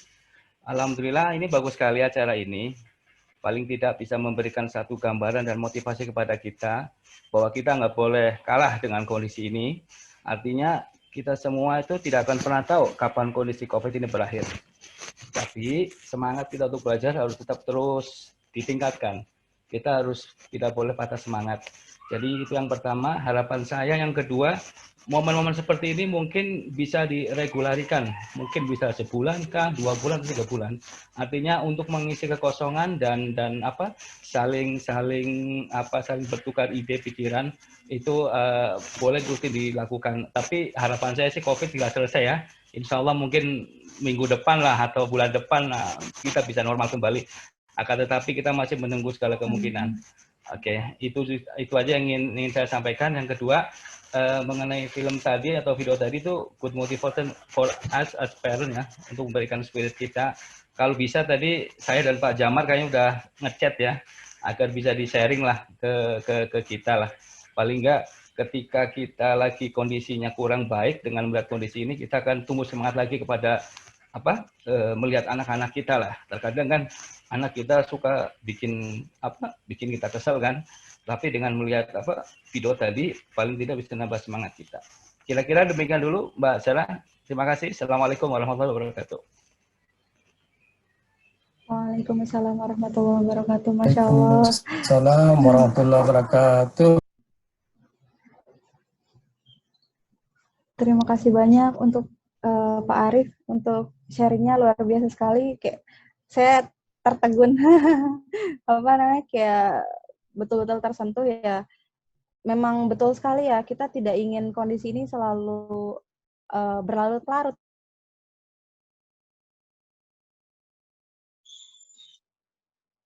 Melewati semua ini, tapi betul sekali gitu ya, kita harus sama-sama berupaya untuk belajar, mau belajar dan belajar lagi, berusaha beradaptasi dan beradaptasi lagi, melakukan yang terbaik dan terbaik lagi, agar kita bisa melewati semua ini dengan baik. Luar biasa sekali, Pak Arif, terima kasih.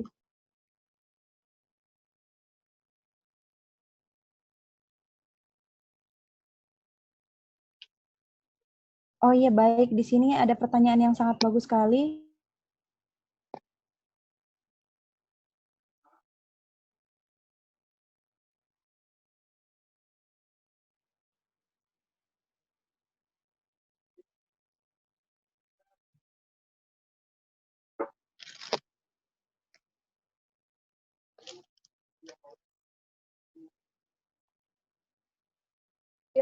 Ya, barusan ada pertanyaan di room chat ya dari Bapak Cahyadi, tapi sebetulnya udah terhapus isinya, cuma kurang lebihnya. Halo ya. Ini Kak pertanyaannya, bagaimana cara mengimplementasikan? Kak Resa, apa suara saya sudah masuk?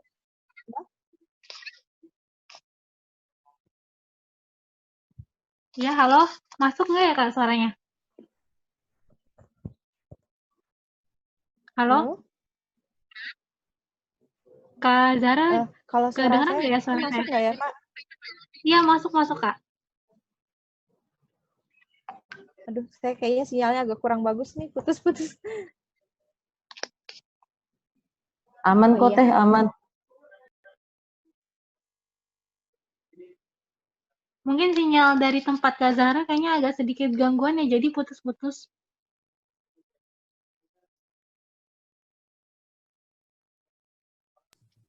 Bisa dijawab via chat juga bisa, Kak Sarah kalau bisa ya.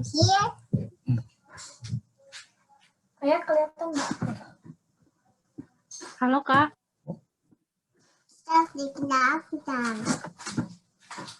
Ya, aku mau pergi, jadi mohon maaf Kak. Hilang-hilangan.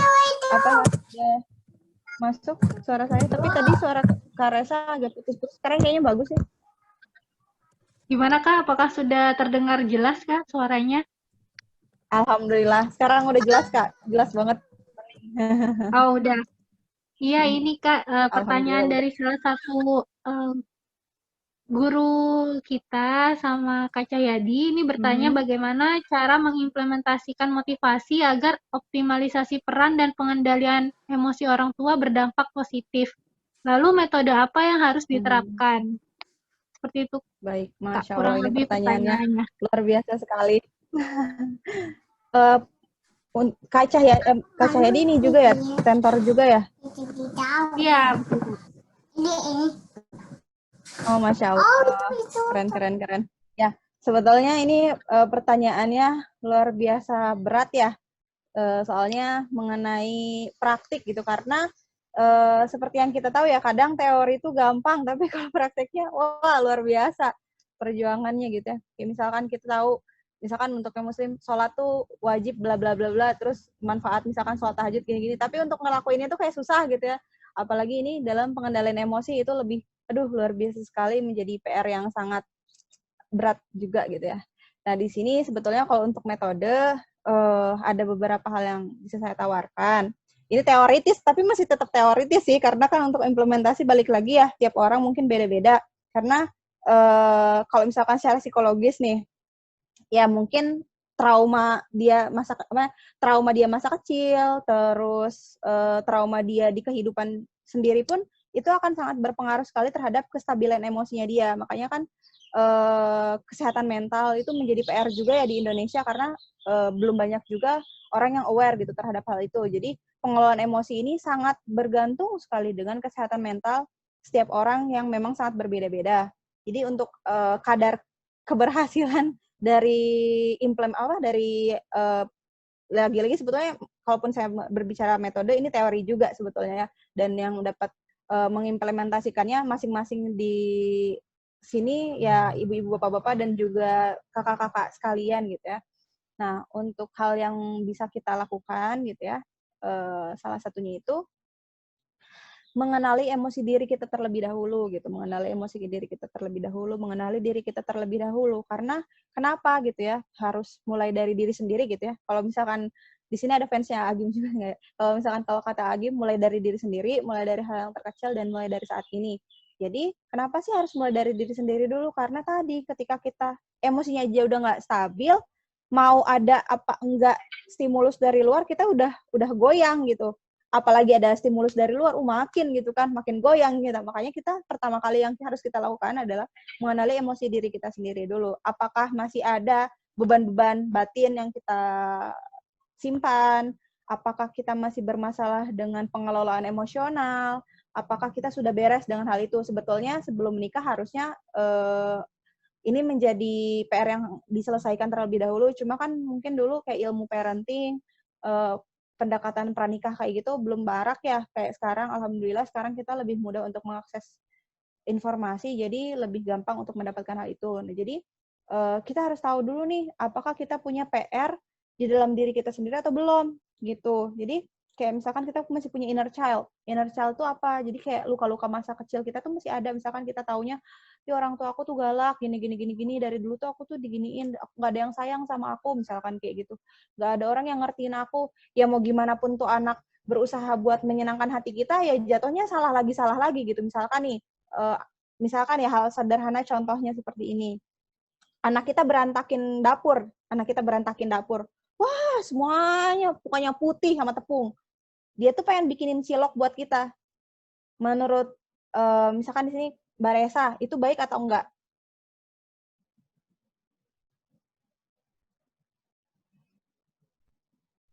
Halo, Kak? Iya, kayaknya menurut kita itu tidak baik. Nah, kalau menurut kita kan nggak baik kan ya. Jadi persepsi kita tuh, ini anak nakal ya, malah berantakin dapur, malah bikin, bukannya makin bersih, udah dibersihin, baru juga dibersihin misalkan ya, seisi rumah baru dibersihin, baru dipel, baru disapuin. Terus tuh anak malah berantakin dapur, kotor-kotorin, semuanya tepung semua gitu. Padahal dia tuh pengen bikinin cilok buat kita.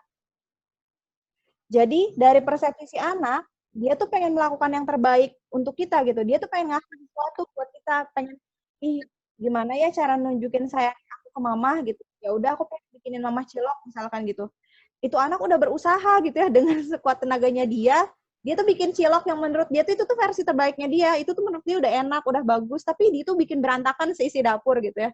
Kita sebagai orang tua lihat, astagfirullahalazim, kamu ngapain berantakin dapur? Ini baru aja mama beresin. Tadi pagi baru mama sapu, baru mama ngepel. Sekarang udah kamu berantakin lagi, dasar anak nakal. Gimana coba perasaan anaknya kira-kira? Sedih, Kak, sedih. Sedih banget kan? Maksudnya kayak dia tuh udah berusaha effort gitu ya, ngasih yang terbaik dari versinya dia, dari versi anak-anak tuh kayaknya ya itu tuh udah terbaiknya dia gitu. Dia nggak tahu kalau habis masak tuh harus diberesin lagi. Dia nggak tahu kalau habis masak tuh harus dirapin lagi misalkan gitu. Dia juga udah capek kali ya, udah kayak bejibaku gitu ya, bikin-bikin, nyalain kompor apa segala itu tuh udah susah banget menurut dia gitu. Terus kita malah kita marahin padahal dia tuh ingin berusaha memberi yang terbaik untuk kita gitu. Kadang ada clash, ada hal yang nggak sinkron di situ, makanya kita harus balik lagi gitu ya. Sebetulnya sudut pandang kitanya gimana, sebetulnya kitanya masih bermasalah nggak nih? Sebetulnya kitanya pemahamannya udah baik belum nih gitu. Jadi lebih ke rasa pengertian kita sih yang lebih diperlebar lagi, baik itu ke anak, baik itu ke pasangan gitu ya, atau mungkin orang-orang sekitar kita gitu. Jadi pengertian kita, coba kita tempatkan diri kita di dalam posisi dia gitu. Apakah betul dia melakukan hal yang kita rasa itu tuh kayaknya nggak baik deh gitu. Apakah betul seperti itu atau tidak gitu. Dan kita balik lagi gitu, apakah kita memiliki trauma masa kecil atau tidak gitu. Misalkan ya, misalkan yang tadi contohnya yang jadi anak-anak itu kita gitu ya, yang jadi anak-anak itu kita pasti punya trauma masa kecil gitu ya. Kita pasti punya trauma masa kecil kalau kita ngerasa kita tuh nggak disayang gitu. Karena ketika kita ingin mengungkapkan sayang kepada orang tua kita malah dimarahin. Dan itu pasti ngebekas. Mau tidak mau, sadar tidak sadar, terima nggak terima, itu pasti ngebekas di kita. Dan ketika kita dewasa, kita menganggap kalau semua orang pasti ngiranya aku tuh nggak benar ngelakuin sesuatu. Semua orang pasti ngiranya tuh apapun yang aku lakuin jadi salah gitu. Otomatis ketika kita sudah tumbuh dewasa, udah jadi orang dewasa nih, udah jadi orang tua, kita ngelakuin apapun, kita ngerasanya itu selalu salah ke anak gitu. Jadi itu akan jadi PR sendiri, makanya tadi kita harus kenali emosi diri kita gitu. Kita harus kenali diri kitanya dulu seperti apa, apakah kita sudah clear atau tidak, apakah kita sudah memiliki sudah belajar dan melatih diri gitu ya. Yang paling penting sepertinya melatih diri untuk memiliki rasa pengertian yang lebih lebar lagi, range pengertian lebih lebar lagi, bukan lagi dari sisi egosentris gitu ya, dari sisi kita aja, tapi dari sisi si anak juga gitu. Kita harus memahami bukan dari apa yang kita lihat, tapi apa makna dari itu dan kenapa itu terjadi misalkan kayak gitu. Jadi lebih pemaknaan kita lebih diperluas lagi, pengertian kita lebih diperluas lagi sehingga kita akan lebih tolerir gitu dengan hal-hal yang sebetulnya kalau kita lihat harusnya kita kesal nggak sih ketika anak kayak gitu ya. Harusnya kita senang gitu, maksudnya itu anak berarti care sama kita gitu, tapi karena kita lihatnya dari sisi berantakan, baru diberesin, capek, harus beresin lagi, kita malah jadi kesel gitu. Hal-hal kayak gitu mungkin yang jadi misunderstanding antara orang tua dan anak, misalkan seperti itu contoh realnya, misalkan salah satunya seperti itu gitu ya. Kemudian untuk metodenya tadi ya, sebetulnya kalau dari sisi psikologis gitu ya, kan ada conscious mind, unconscious mind, sama subconscious mind gitu. Jadi ada alam sadar, alam bawah sadar, dan alam tidak sadar gitu ya. Jadi tanpa kita sadari, apapun yang kita lakukan pada saat ini adalah 70% dari alam bawah sadar kita gitu. Dan apa-apa yang tertanam, dan apa-apa yang kita wujudkan sekarang itu, dari alam bawah sadar itu, terbawa dari waktu kita dulu gitu. Karena adanya di alam bawah sadar itu biasanya long term memory kita gitu. Jadi kita harus kayak berusaha menggali apa sih sebetulnya yang betul-betul menjadi PR kita gitu, sehingga pengelolaan emosi kita belum baik gitu. Dan tadi gitu metodenya kita belajar untuk mengenali, memaafkan, dan mengikhlaskan gitu. Jadi mengenali, memahami, dan mengikhlaskan. Jadi kita mengenali dulu nih, kira-kira ada luka apa gitu yang ada di dalam diri kita. Kemudian kita berusaha memahaminya dan berusaha mengikhlaskannya. Jadi kayak, oh iya, saya tuh dulu masih trauma karena waktu kecil saya suka dipukul sama ayah saya, misalkan gitu. Jadi ketika saya sekarang sudah dewasa, saya menjadi emosional terhadap anak saya gitu, misalkan seperti itu. Ya Allah, saya terima, saya ikhlas, saya maafkan kayak gitu. Kayak jadi afirmasi terhadap diri sendiri seperti itu. Dan untuk rilis emosi tadi ada beberapa hal yang bisa dilakukan. Jadi ketika tangki emosi kita penuh, jadi kan harus dilepas gitu ya, harus dibuyarkan. Tapi jangan sampai lepasnya dengan cara yang kita tuh uncontrollable gitu. Jadi kita udah nggak bisa kontrol itu. Jadi kita bisa coping stress, misalkan bapak-bapak suka main sepeda, misalkan gitu. Coping stressnya main sepeda, nggak apa-apa, main sepeda. Habis itu, kalau misalkan ibu-ibu coping stressnya misalkan belanja gitu ya. Kalau misalkan ya lebih baik sih mungkin dicari alternatif yang lain, misalkan atau apa, nggak apa-apa misalkan belanja gitu, karena ada juga ibu-ibu coping stressnya belanja, misalkan ada ibu-ibu coping stressnya masak, bisa masak. Jadi kayak ketika kita mengalami emosi, pertama memang kita harus menenangkan diri terlebih dahulu, menarik nafas. Jadi gini, ketika kita mau marah nih, sebelum kita ngeluarin kata, alangkah lebih baiknya kita menunggu 10 detik. Jadi kita nunggu 10 detik dulu. Habis itu kita atur nafas 10 detik. Dari situ sebetulnya kita juga bisa meredam emosi kita, insya Allah. Jadi kayak diam dulu 10 detik sambil duduk. Misalkan kita marahnya lagi sambil berdiri, sambil kita duduk. Kalau kita marahnya sambil duduk, kita baring kayak gitu. Terus misalkan tadi ya atur nafas, diam dulu, baru tuh kita berpikir apakah perlu saya marah? Dalam artian apakah memang itu hal yang salah yang perlu saya betulkan atau seperti apa gitu. Jadi ketika kita ngambil jeda waktu gitu ya, sebelum kita bicara, kita punya waktu untuk berpikir kata-kata yang baik seperti apa, apakah itu memang sebuah kesalahan atau tidak, dan segala macamnya gitu kan. Karena marah itu memang sebetulnya hal yang wajar, dan marah itu sebetulnya bukan hal yang nggak boleh. Jadi justru kita nggak boleh juga mikir kalau kita tuh nggak boleh marah, kita nggak boleh punya emosi, nggak gitu juga gitu sebetulnya. Karena ketika anak melakukan hal yang kurang tepat, memang tugas kita sebagai orang tua untuk membetulkan itu. Tapi di sini kita lihat dulu konteksnya, apakah kita membimbing atau kita memarahi, atau kadang jangan-jangan kita memaki-maki gitu, atau merendahkan si anak itu. Nah itu makanya pentingnya kita nahan dulu emosi nih, diam dulu beberapa detik. Misalkan kalau tadi Pak Cahyadi misalkan di kelas, misalkan kesel gitu ya, diam dulu nih beberapa detik, baru deh habis itu ngomong gitu. Biasanya lebih ke filter tuh yang diomongin kayak gitu. Terus misalkan kalau muslim misalkan ya, kalau misalkan bisa wudu atau apa, atau kalau enggak sekadar minum air putih, itu juga udah menenangkan gitu. Karena emosi dan juga fisiologis tubuh kan saling berkaitan. Ketika fisiologisnya kita perbaikin, emosinya juga lebih baik. Ketika emosi kita lebih baik, fisiologisnya juga lebih baik. Makanya kan di dalam tubuh yang sehat terdapat jiwa yang kuat, di dalam jiwa yang kuat terdapat tubuh yang sehat. Jadi kayak saling berkaitan gitu. Makanya jika terjadi gangguan emosional, kita juga bisa membantu dengan fisiologis, misalkan minum gitu ya, maksudnya secara fisiknya kita bisa minum, atau misalkan kalau misalkan kita bisa ambil air wudhu atau gimana gitu, seperti itu. Ya betul. Jadi kita bisa menempatkan marah kita pada tempatnya gitu. Iya betul. Bu Intan, terima kasih. Jadi ya tadi gitu ya, sesuai proporsinya gitu ya. Ketika kita marah, maksud kita apakah untuk meluapkan emosi kita atau kita ingin memperbaiki sesuatu gitu. Jadi jangan sampai marah itu menjadi luapan emosi kita seperti itu.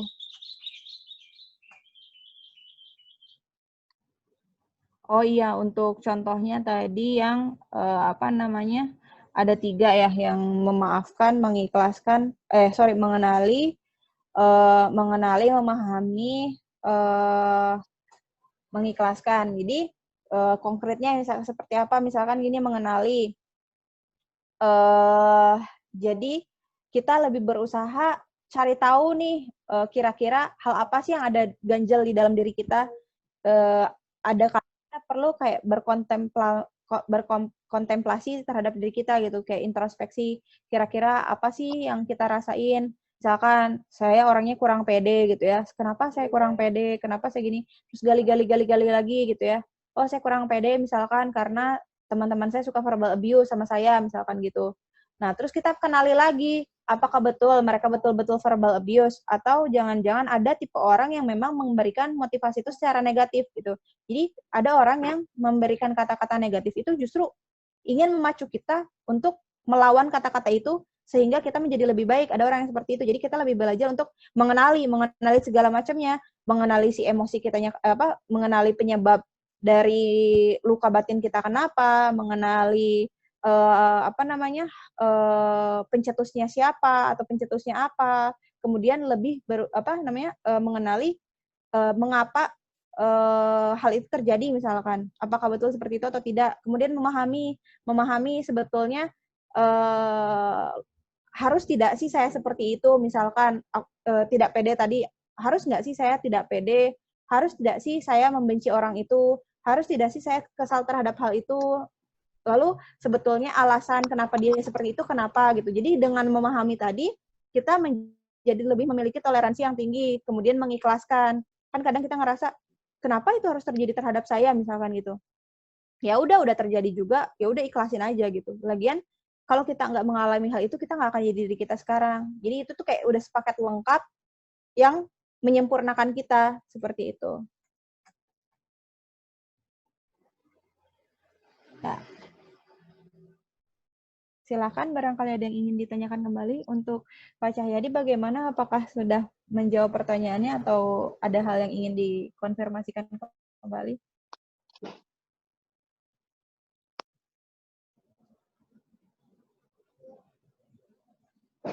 Mungkin kalau misalnya mau ada pertanyaan lagi, satu lagi kali ya Kak ya. Bisa